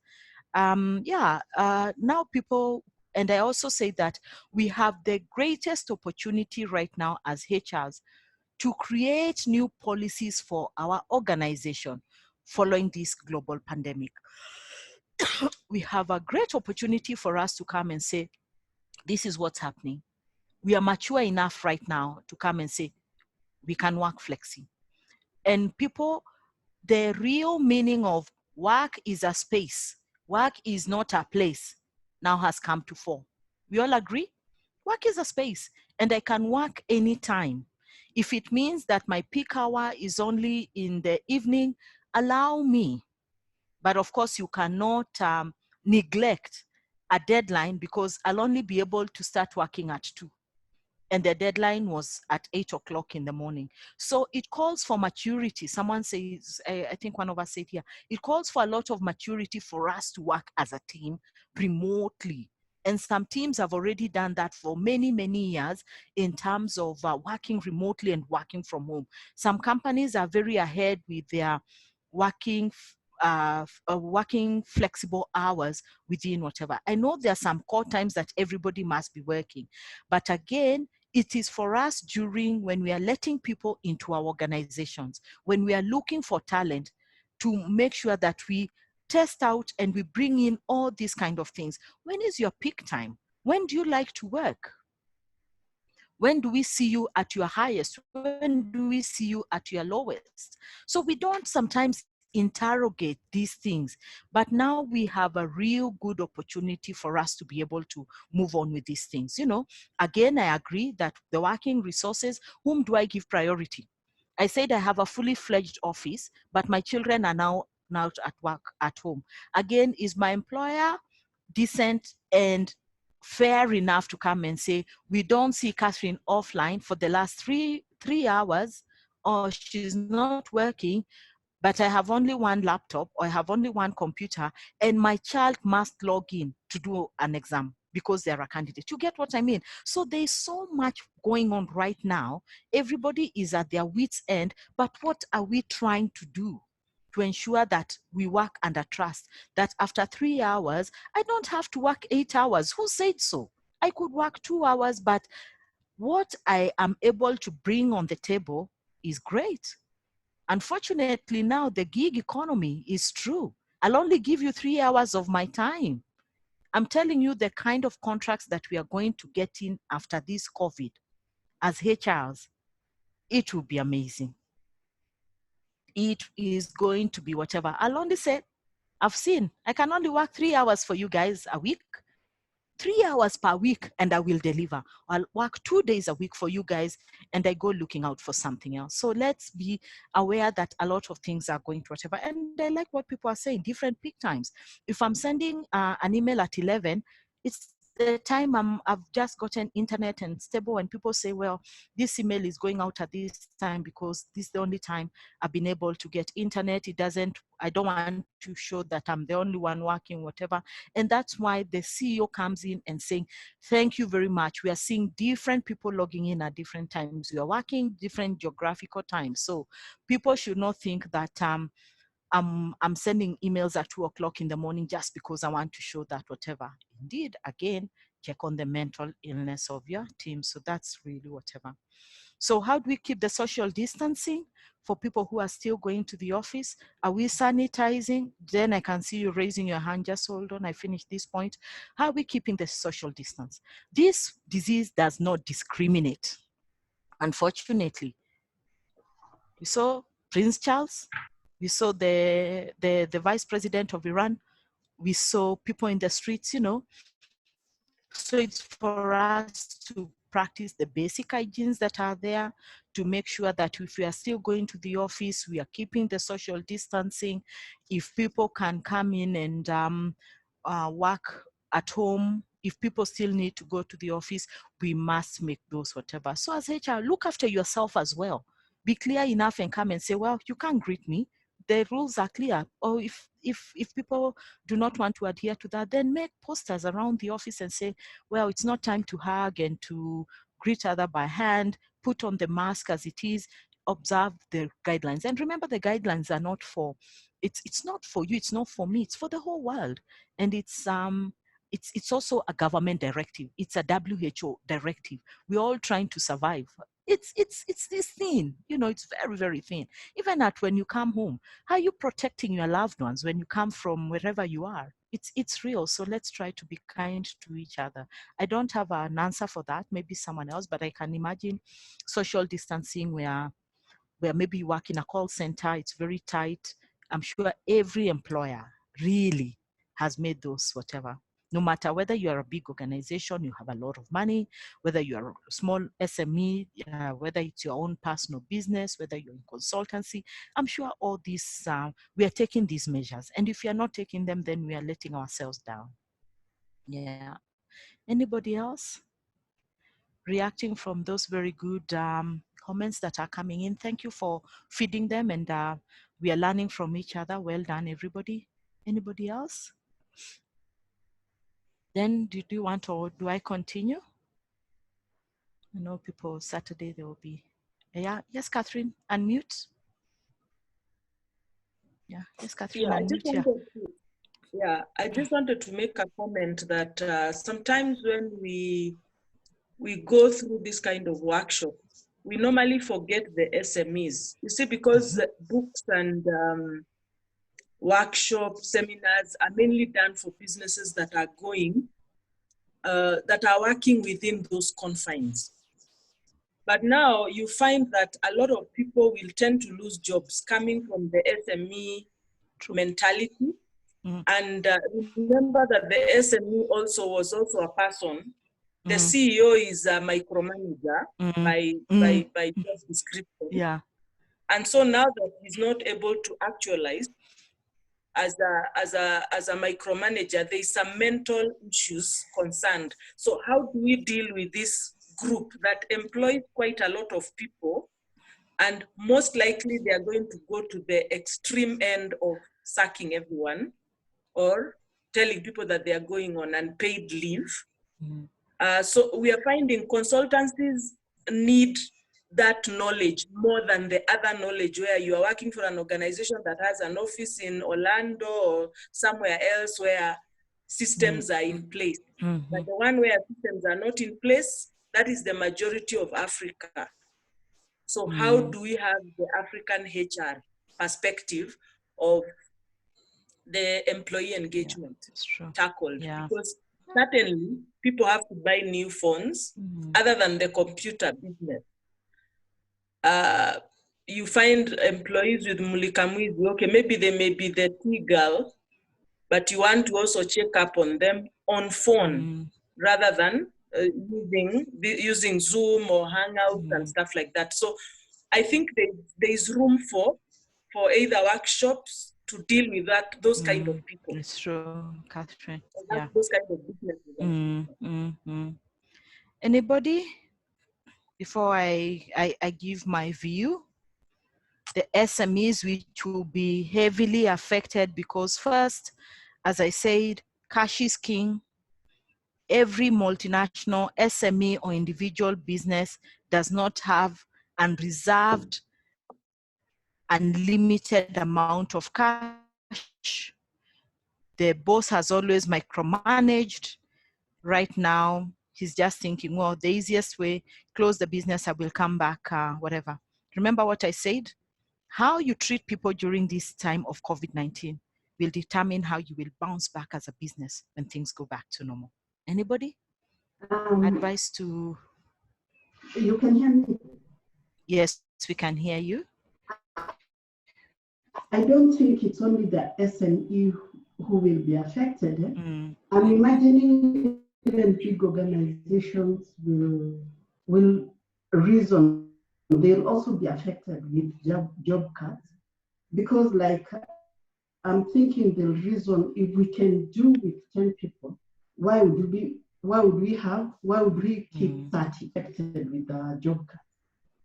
That's my thinking.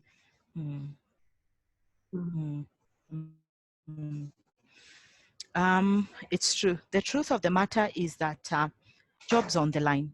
That's the truth of the matter, is that we cannot sustain you, especially if you are not a critical person in the business. So the easiest will be to make sure that we lay off the people who are not critical headcount in the business. But how are we doing that? Are we doing that within the legal framework?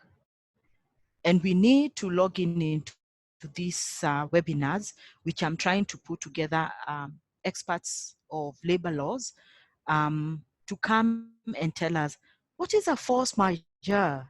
What is a frustrated contract? Whether you're a big multinational or a big whatever, it's making sure that we are laying off people, or we are letting people go within the law, within the labor law, what it has said.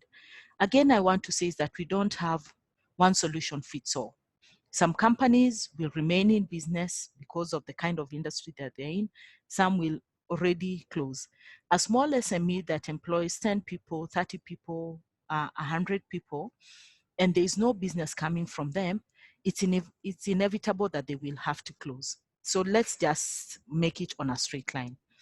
But again, if the CEO is someone who was not people-centric, they will make emotional decisions because they are so frustrated that their business is going down. There's nothing that they can do. And the first thing is, I don't need these people. Let the people go. You as the HR, you have an opportunity and you have an obligation to come and say, business is not doing well. However, how are we going to let people go? How are we looking into the future? If we were to bounce back, are these the same people you will be calling upon to come back and whatever? We have right now, employee engagement cannot be much higher on the scale than anything else. And it's for you to advise the CEO who's not people-centric, who's always micromanaging people and feeling so frustrated now. Remember, he's also very frustrated because he can't reinvent myself. Who's going to help me think? You must also tell him, boss, you're also a human being. You must be able to think and look into how things are being done right now for us to be able to survive. Otherwise, we lose good people. And when you call them back after all the situation is over, they will not feel good enough, or they will not feel that they trust you enough for you to come and continue working for you. So that's true. Whether it's small businesses, whether it's in large businesses, this is going to happen. But the law must be adhered to. How we let people go home, the criteria must be very, very, that we want to work with us. We make sure that we also don't lose them, unfortunately. And also checking into the well-being of the people at the top. And also checking yourselves as HRs. Whom are you going to, by the way? How are you making sure that you are remaining engaged, that you are not the one feeling that you are thinking for the business and the people? Whom are you reaching out to? Does your medical scheme allow you to check into these facilities for you to think, well, I might want to speak to a counselor, I might want to speak to a peer? Do you have a group of friends whom you can check to and make sure that you are keeping yourself relevant to all what is happening? The anxiety. You might be one of the people who your jobs might go. How are you dealing with it? It is real. It's real for everyone. It's real for me. It's real for you. And that is where we are. Okay? Yeah. Anybody else? Where it is, that's the reality. Again, we say we are building the ship as we are going along. Yeah. Catherine. Remember? Yeah. Then. Now, somebody has asked this question, whether working from home, is working from home covered by OSHA? And then if yes, what is your take on that? Now, among the participants, I have seen there is Paul Oladi. Yeah. Paul, you can hear me? Paul? If we can hear you, I'm sure Paul can hear you. Yes. Then Paul is a NOSH expert. He can try to clarify whether thank you. Yeah. working from home is covered by OSHA. Okay, yeah. Is Paul on the group? Thank you, Paul. If you are checked in, please tell us. It's quite, hello, hi everyone. Hi, Paul. It's quite interesting because we're living in dynamic times, and it is not really normal. It will not be business as usual. However, if an organization allows people to work from home, that means that the organization must have done its due diligence and considered the home setup as a workplace. So I want to believe if there is anything related, an accident related to your work, then the organization definitely through WIBA must look into it. Though it needs a lot of clarification. It needs a lot of discussion with the relevant authorities.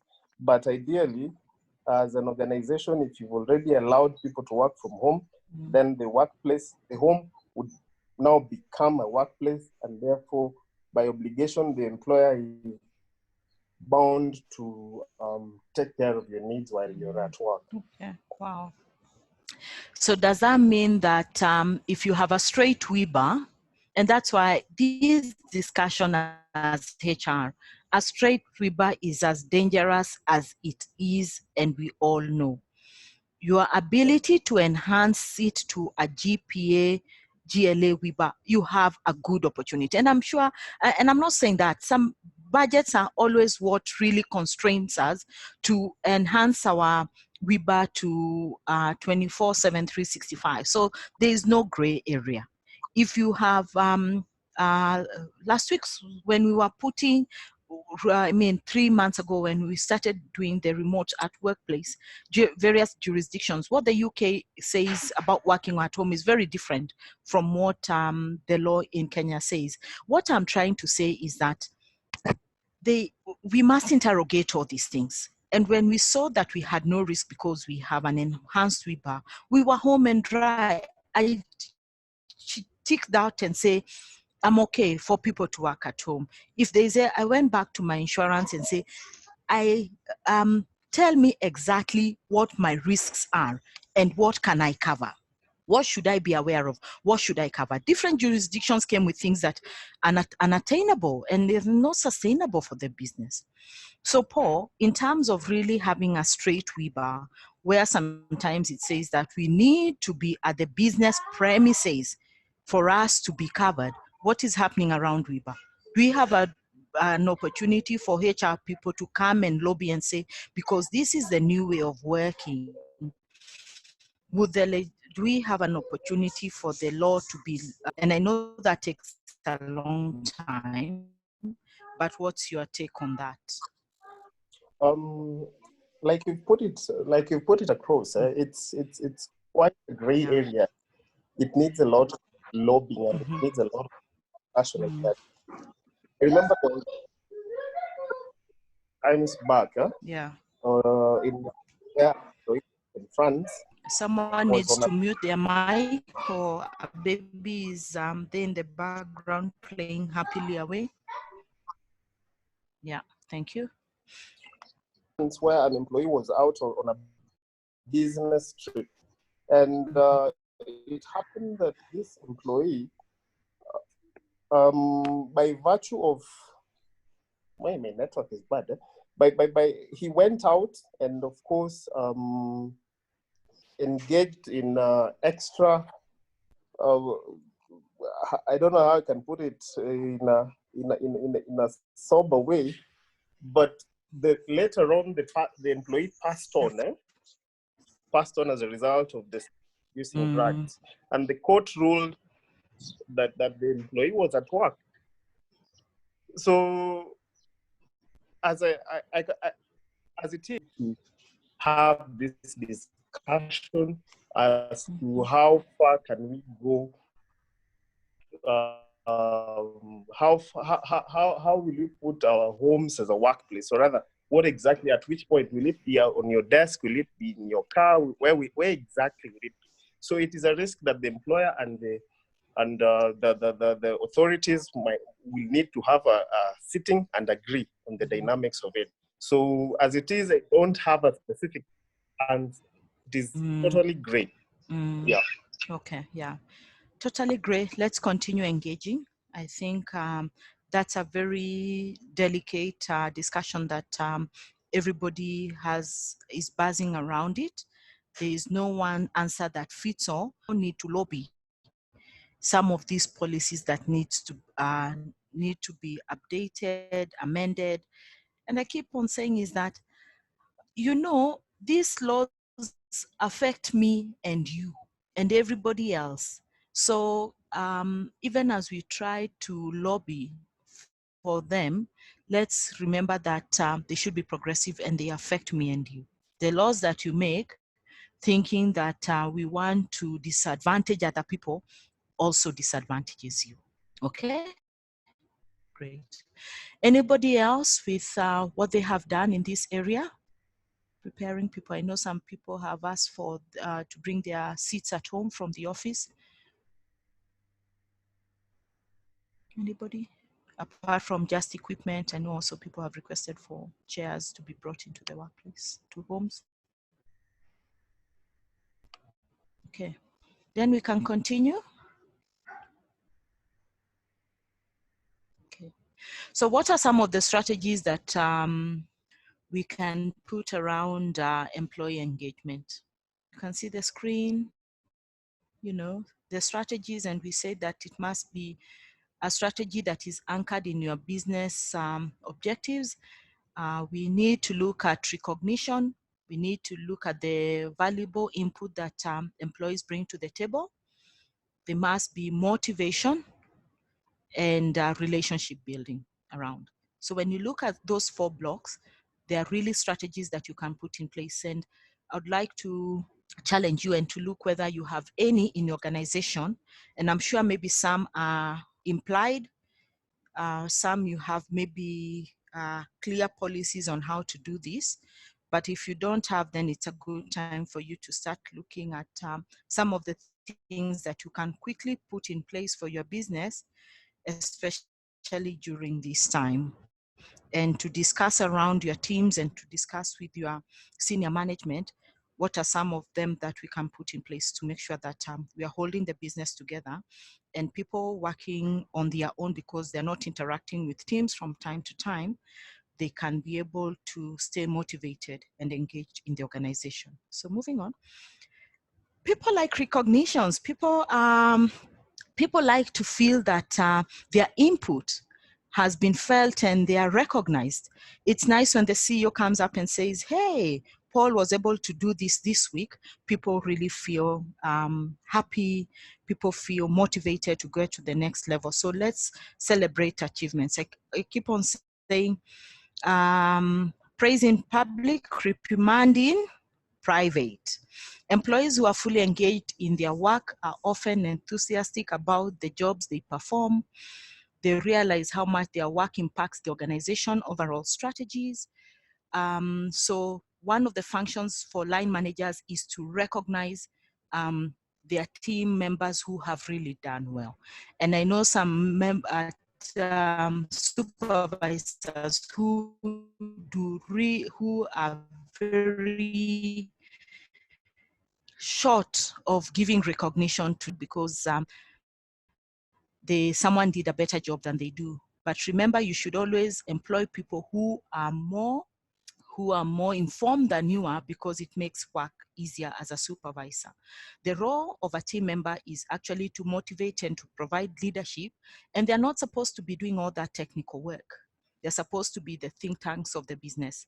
The way to create enthusiasm about even mundane tasks, the ones that we think are so low and they should not be recognized, is to challenge employees to improve new processes of performing their job functions and rewarding employees whose suggestions for improvement save the company money and resources. At this time, someone says, well, are we able to give the receptionist more roles within this time, because they cannot, their work demands that they work from the office, but they are not able to go? That was a very good suggestion.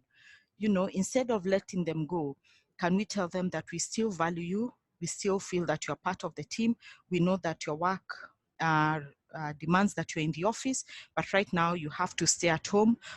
We are going to give you some of the tasks for you able to run. No matter how small those tasks are, if they do it well, please recognize them.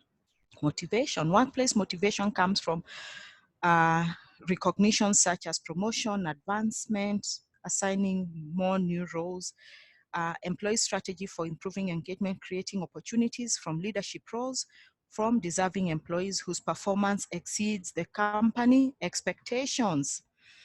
I'm always very tickled and very impressed by managers who give people the rating that they deserve. And most of the time is because we don't want to have difficult conversations with employees. We tell them that they're doing a good job when they're not doing a good job. And when we struggle to let them go, we bring that problem to HR. And I tell you, look, you've always been saying that this employee really performs well. So all of a sudden, they're not doing well at this time. So what are we going to do about it? Important for us to recognize is that we must be able to give the right information to every employee in the business.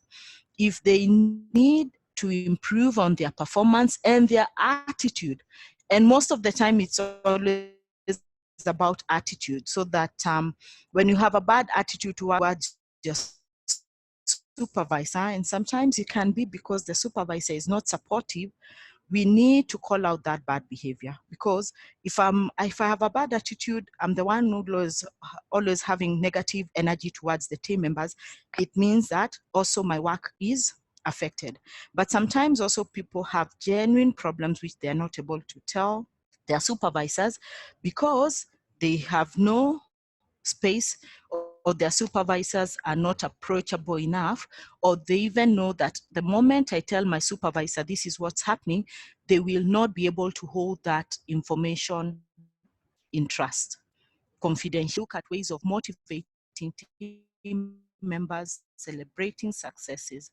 We must also be alive to the fact that it is not always possible because of the kind of environment that we are operating in. Anybody else? Then you can always stop us to read the comments and discuss the comments that are coming in as I go along, as I move along. Okay. How do we build relationships, and how are we continuing building relationships during this time of virtual meetings when we cannot be together? You know, one of them is the game nights that people have innovated around. In our company, we are challenging people to make sure that they share some of the things that they are engaging in, you know, like people who like to read who are avid readers. Which book are you reading now? What did you get out of it? Small book clubs, encouraging people to start reading, you know, to start exercising. I see lots of people in the estates now coming out at around 5, doing long walks, you know, running, exercising, and of course, keeping to the directives of social distancing. So what are you doing to make sure that this relationship building continues even if you are not meeting face to face? Anybody? Anyone? Pushing work, trying to be flexible. Anybody? So that we continue building trust and whatever. Do we have an opportunity to build trust and confidence right now within the COVID-19 crisis? Anybody who wants to share?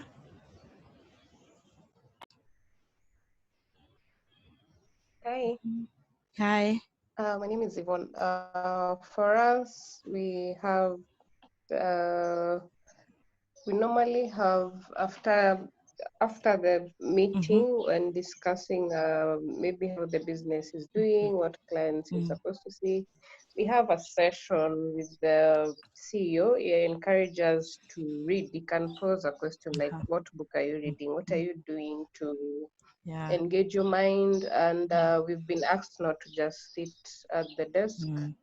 we should get out and do long walks or just exercises in the house. Yeah. Then Yeah. at times pauses or challenges you, if you're doing a jog or if you having exercises, can you post a picture in the Wow. WhatsApp group to see if it's true that you're doing it or you're not doing it? So he's very Yeah. engaging with Okay. us.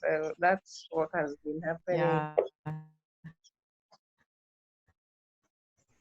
That's really nice. Like the president of Uganda, you saw he's been tweeting on lockdown. So let's share, bring out the ideas, bring out what you are doing in a way that will encourage people. Also, just make sure that we have a rundown on saying that stop, think, it's never that serious. All this is going to end after all, you know. How we are going to win and come out of as a winning team, we must be able to be extremely clear in our strategy. Building trust, we can build trust and continue building trust even if we don't have it during this time. I think that's very important. Okay, great. That's really good. Valued input, you know, employees' engagement is directly tied to employees' sense of value and the ability to give feedback about their work conditions. You know, spaces, by the way, research has shown that people don't like the open spaces anymore, unfortunately, because they feel that sometimes it's invade on their privacy. Do you see when you work in open places where people are always on the corridors or meeting rooms picking up their private calls?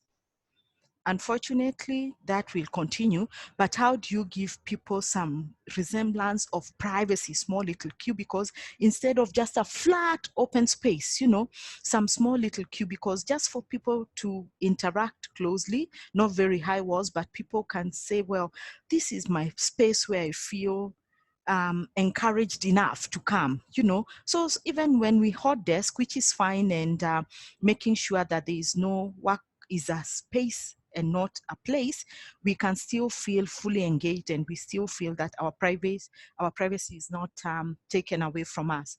It's important therefore, an effective strategy includes developing an employee opinion, you know, hearing them, not judging them, their voices and concerns. And when we run these surveys, why people do not take up your surveys is because they do not trust you. You have 100 people in the organization, only 10 people respond.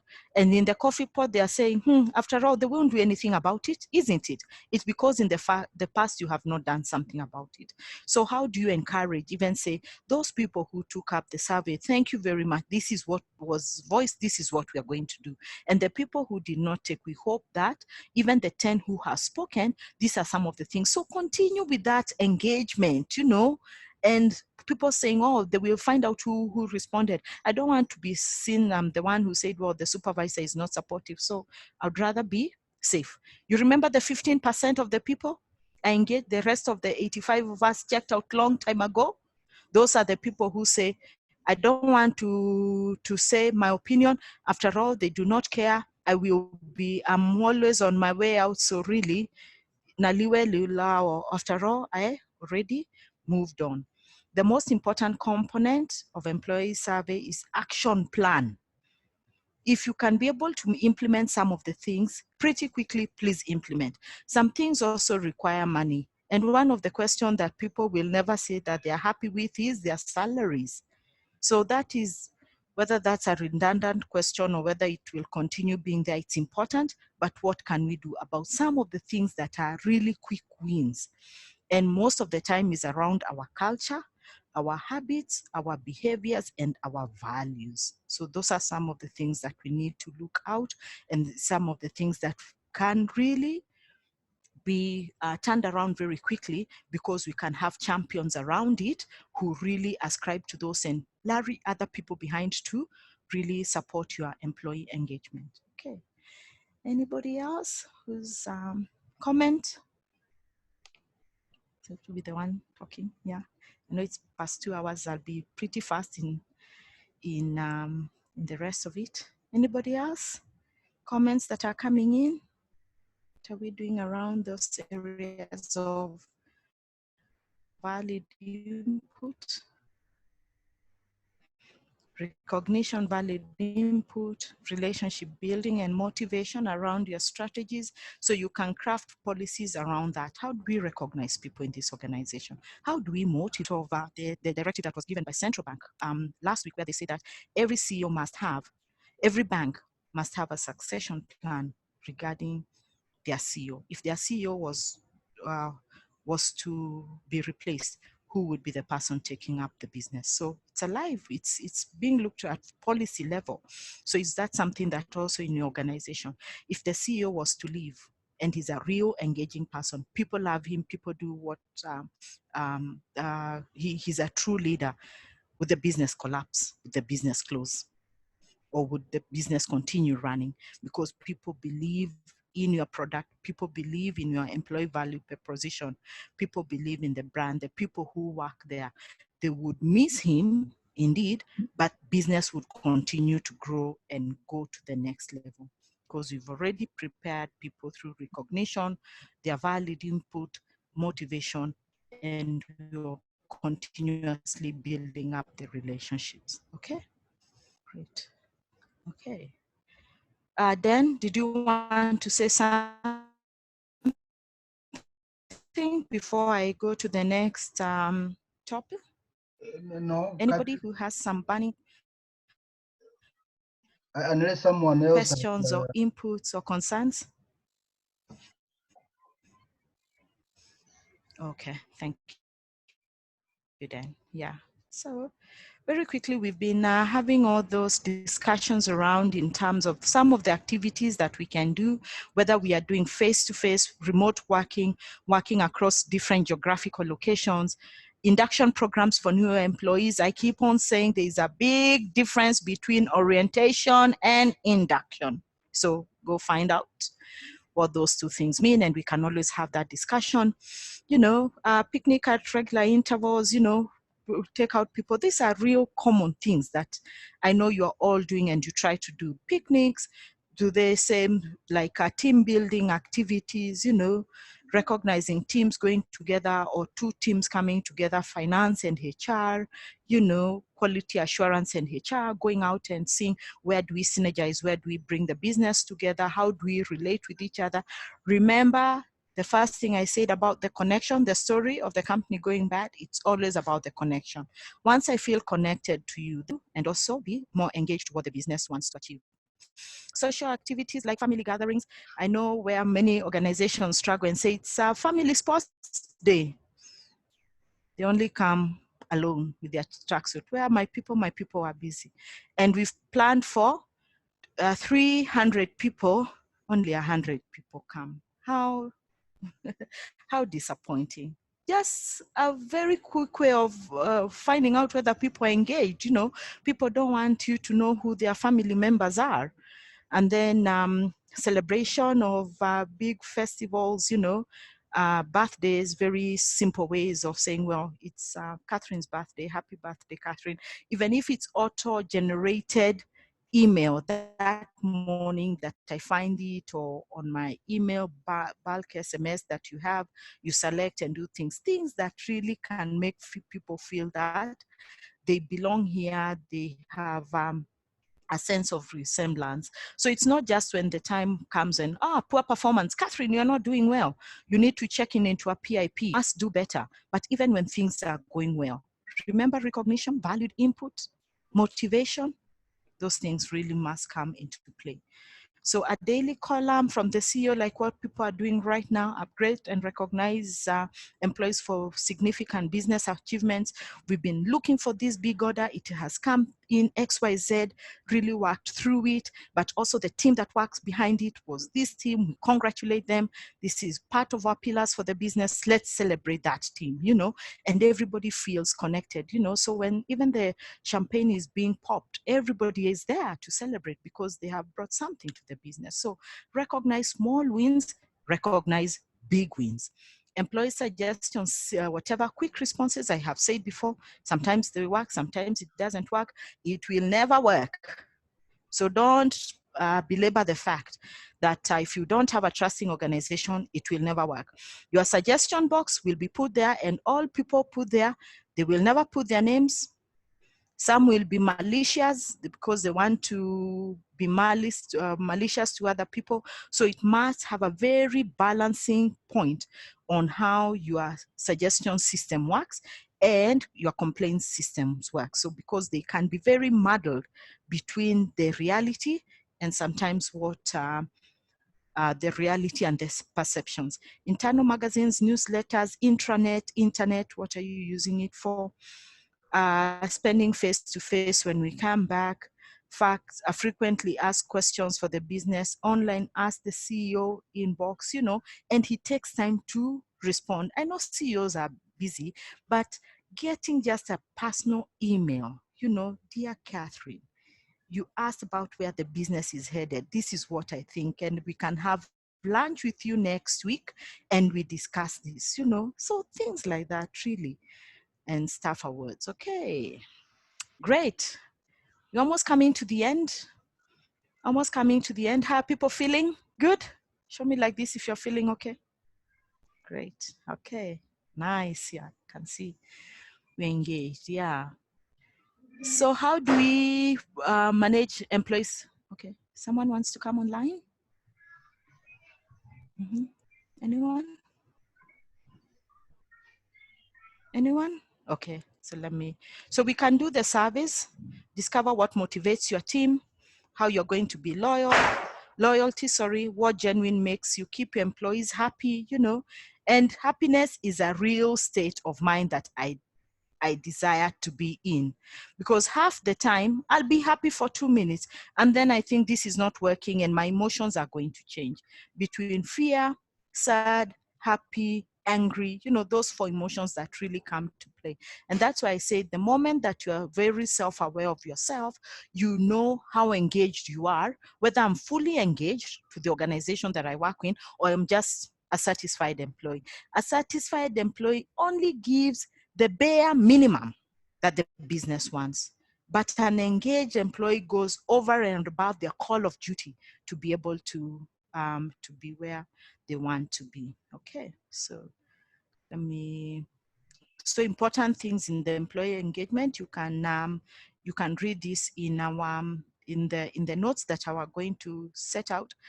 Things that are important to employees: opinion counts, connection with the mission of the organization, connection to co-workers, like someone who came and said, if my child is sick, can they take up more work because then they have more free time. I have a best friend at work. That's always a good one, you know, best friends who can peer each other, support each other, call out bad behavior for each other, you know, but not friends who influence each other.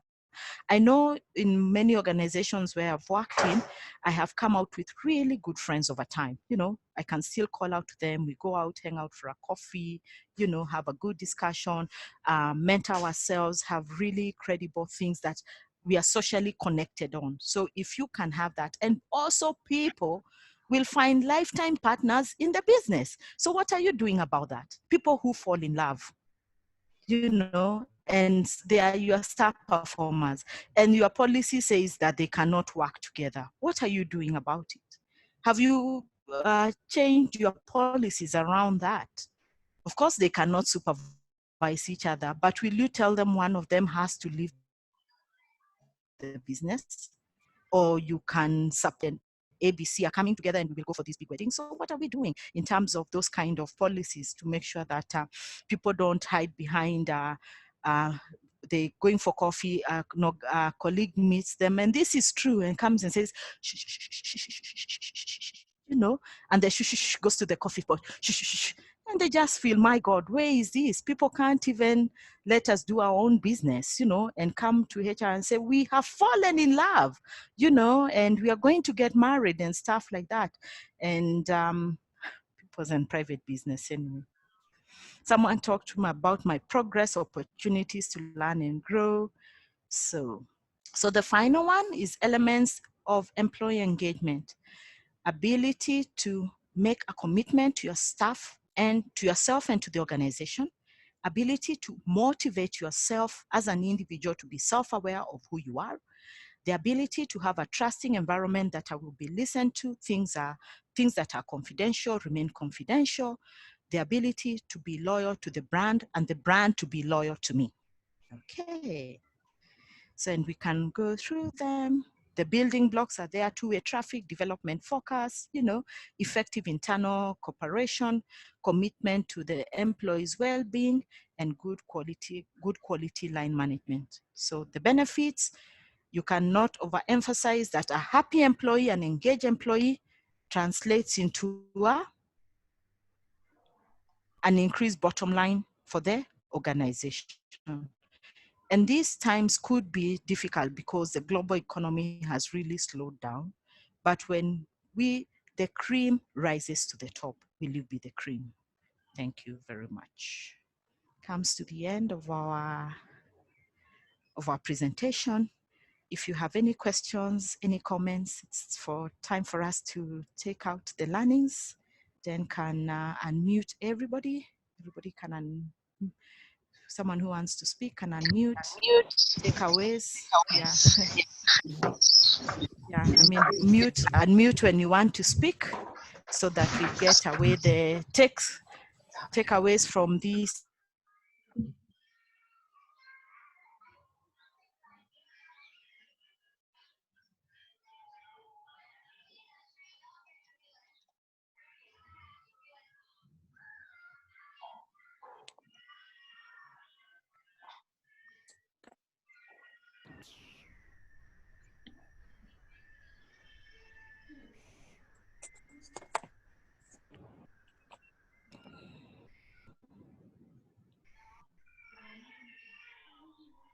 Okay, takeaways. What are we taking away from today? Anyone? Maybe a good summary overview. Was it important? Was it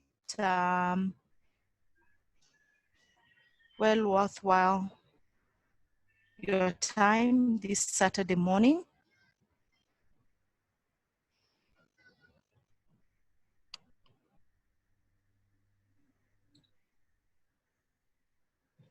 Yes, it was. Mm-hmm. Takeaways? Yeah, Catherine? I think it's very it's going to be the most sought after topic, I think, in view of new circumstances that have come in. So it's actually a just-in-time topic, because this will be the kind of question that will be in the top management. Top management will be asking about this. So it's good for HRs to be prepared for this kind of questions, and probably to create forums where they can share ideas of what each is doing, each area, so that we can help each other. True. Anybody else? Takeaways, learnings? My takeaway, yeah. My takeaway for today, I have come up with knowing well. Sometimes we confuse employee satisfaction and employee engagement. So now I have come up with the difference of two of them, because sometimes in a working environment, we see someone happy or satisfied, and then we confuse, and we think that he or she is engaged or not. But now I'm able to detect and see and see what is happening. Well done. That's really good. Yeah, true. Yeah. So always let's check whether our employees are satisfied or whether they're engaged. Yeah. Someone else? Yes, Priscilla? Yeah, I'll have to go back to the accents here about OSHA, because I've just learned something on OSHA when Paul was talking, and wondering how people working from home are covered. Because to my understanding, I thought I work with the government, and I was thinking we are government employees through 24/7. Yeah. So at least I've learned today that there are some people who it is from 8 to 5. From now 8 to the following day, then you're under your staff. That's something I had never thought about. Yeah, it's not necessarily 8 to 5, but it's within when you're engaged by your employer. Yeah. when you're engaged by your employer. So that's for us to take that. It's not 8 to 5. It's not defined because some people work 10 to whatever. So it's when the employer has engaged you. And that's the thin line that we must all take away from this webinar. What does it mean? How do we make sure that we can interpret our WIBA working remotely from home, a driver at if the driver has extended their hours, let's say, and they're still working, what does it mean? Does it mean that they are covered? So let's demystify, like what Paul has said, the real liabilities and risk for the business and for our employees. So because what we are going to learn out of this is a lot, and some of the laws must be changed going forward. Yeah. So thank you. Yeah. Someone else?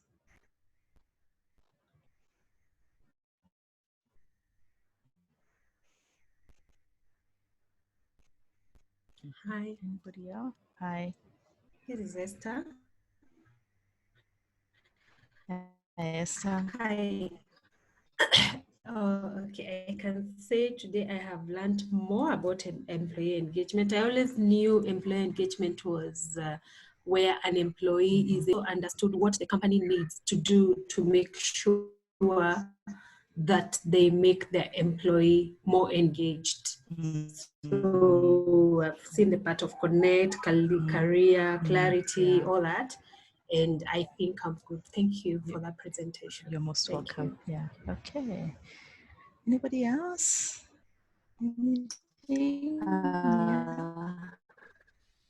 Catherine said how you treat your employees during this COVID-19 will determine how you will bounce back as a business. So it's just for us, even as HRs, these decisions, we need to be also human, and just on humanitarian grounds, just make we will come back, and you will need those people back. And how you treated them, maybe how you let them go, like, okay, almost mercilessly, will determine how well they will now regard the organization after all this is true. done. Well done. Yeah. Anybody else before we say adios? Thank you very much for coming. I will be able to, in my next meeting, just be able to pick up some of the points that you have actually raised and discussed in this meeting, and it will make me look very clever. Okay, so then I hand over the meeting to you now to say thank you very much. And for me is to wish you Godspeed in everything that you're doing. Keep your teams engaged. Let's continue the interaction in all the platforms that we meet, and also keep safe with your families and observe the government directives. Stay safe and God bless you. Over to you, Dan.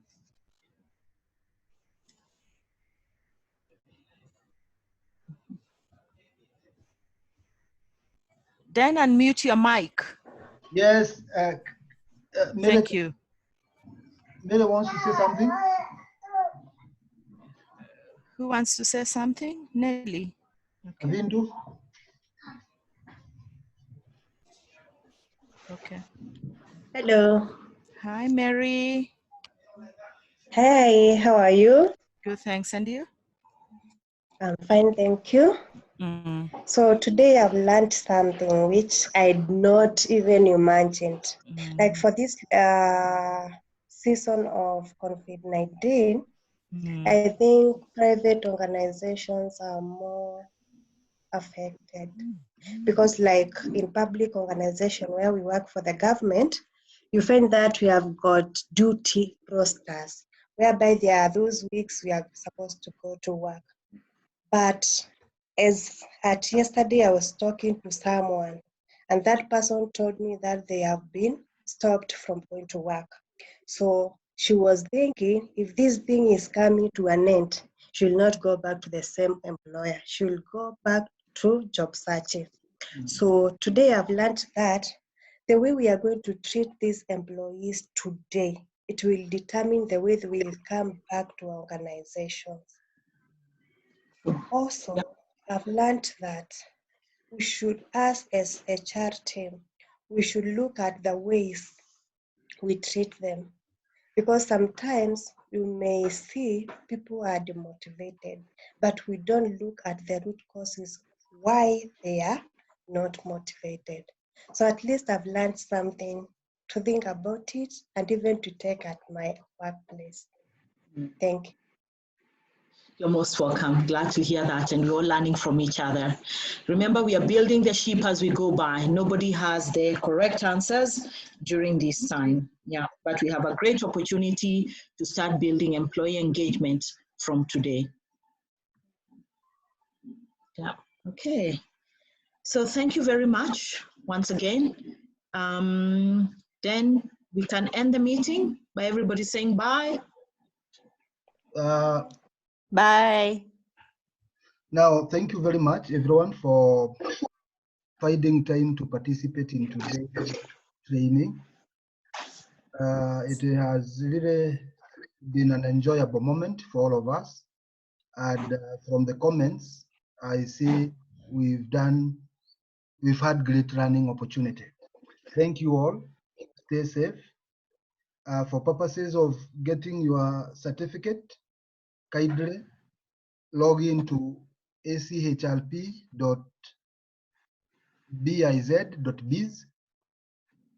Then, if you had not enrolled for the training, do so. Ensure you enter your payments records correctly.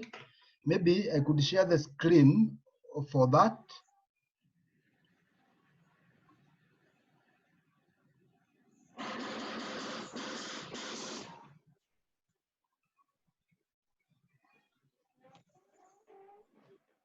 You see that?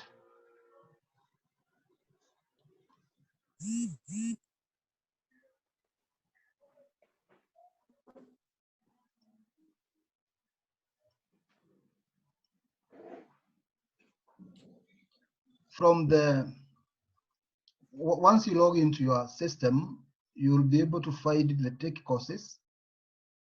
Then from the tech courses, you are able to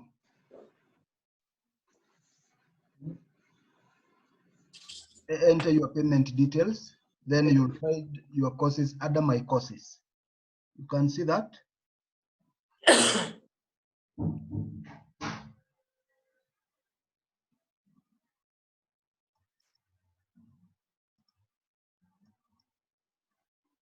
So if you would get a problem, I'm always available both on WhatsApp and on call. And let's keep playing for our nation and for one another. Have a good day. Thank you. Kevin, Gambi. You too. I've seen you. Thank you. Margaret. Thank you. Thank you. Maureen, thank you. Thank you. Bye. Yeah, sometimes. Thank you, everyone. Have a good weekend. Bye. Bye. Everyone, Bye. Bye. Bye. Bye.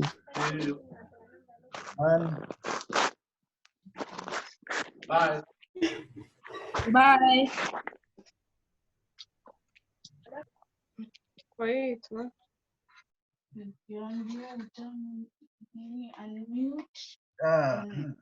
Agnes.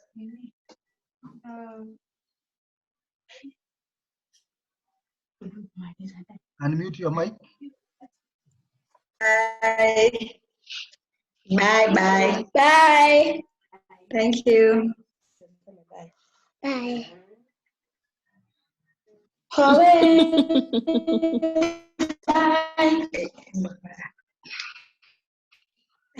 Bye.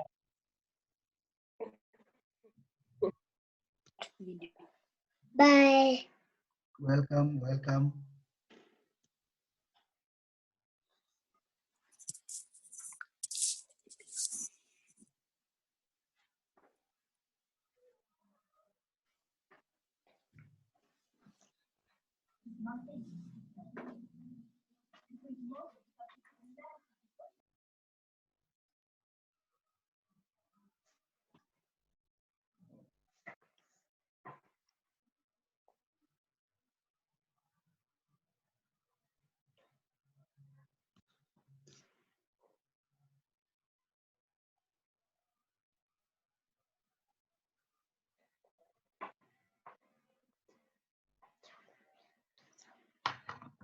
Hi, Lydia. Hapana, mimi ninakuwa na internet. So hiyo niliweka kabla hata sijaingia kwa nyumba. Yes. Waambie mimi siko kwa hizo vitu. Oh, mimi niko nayo. Okay.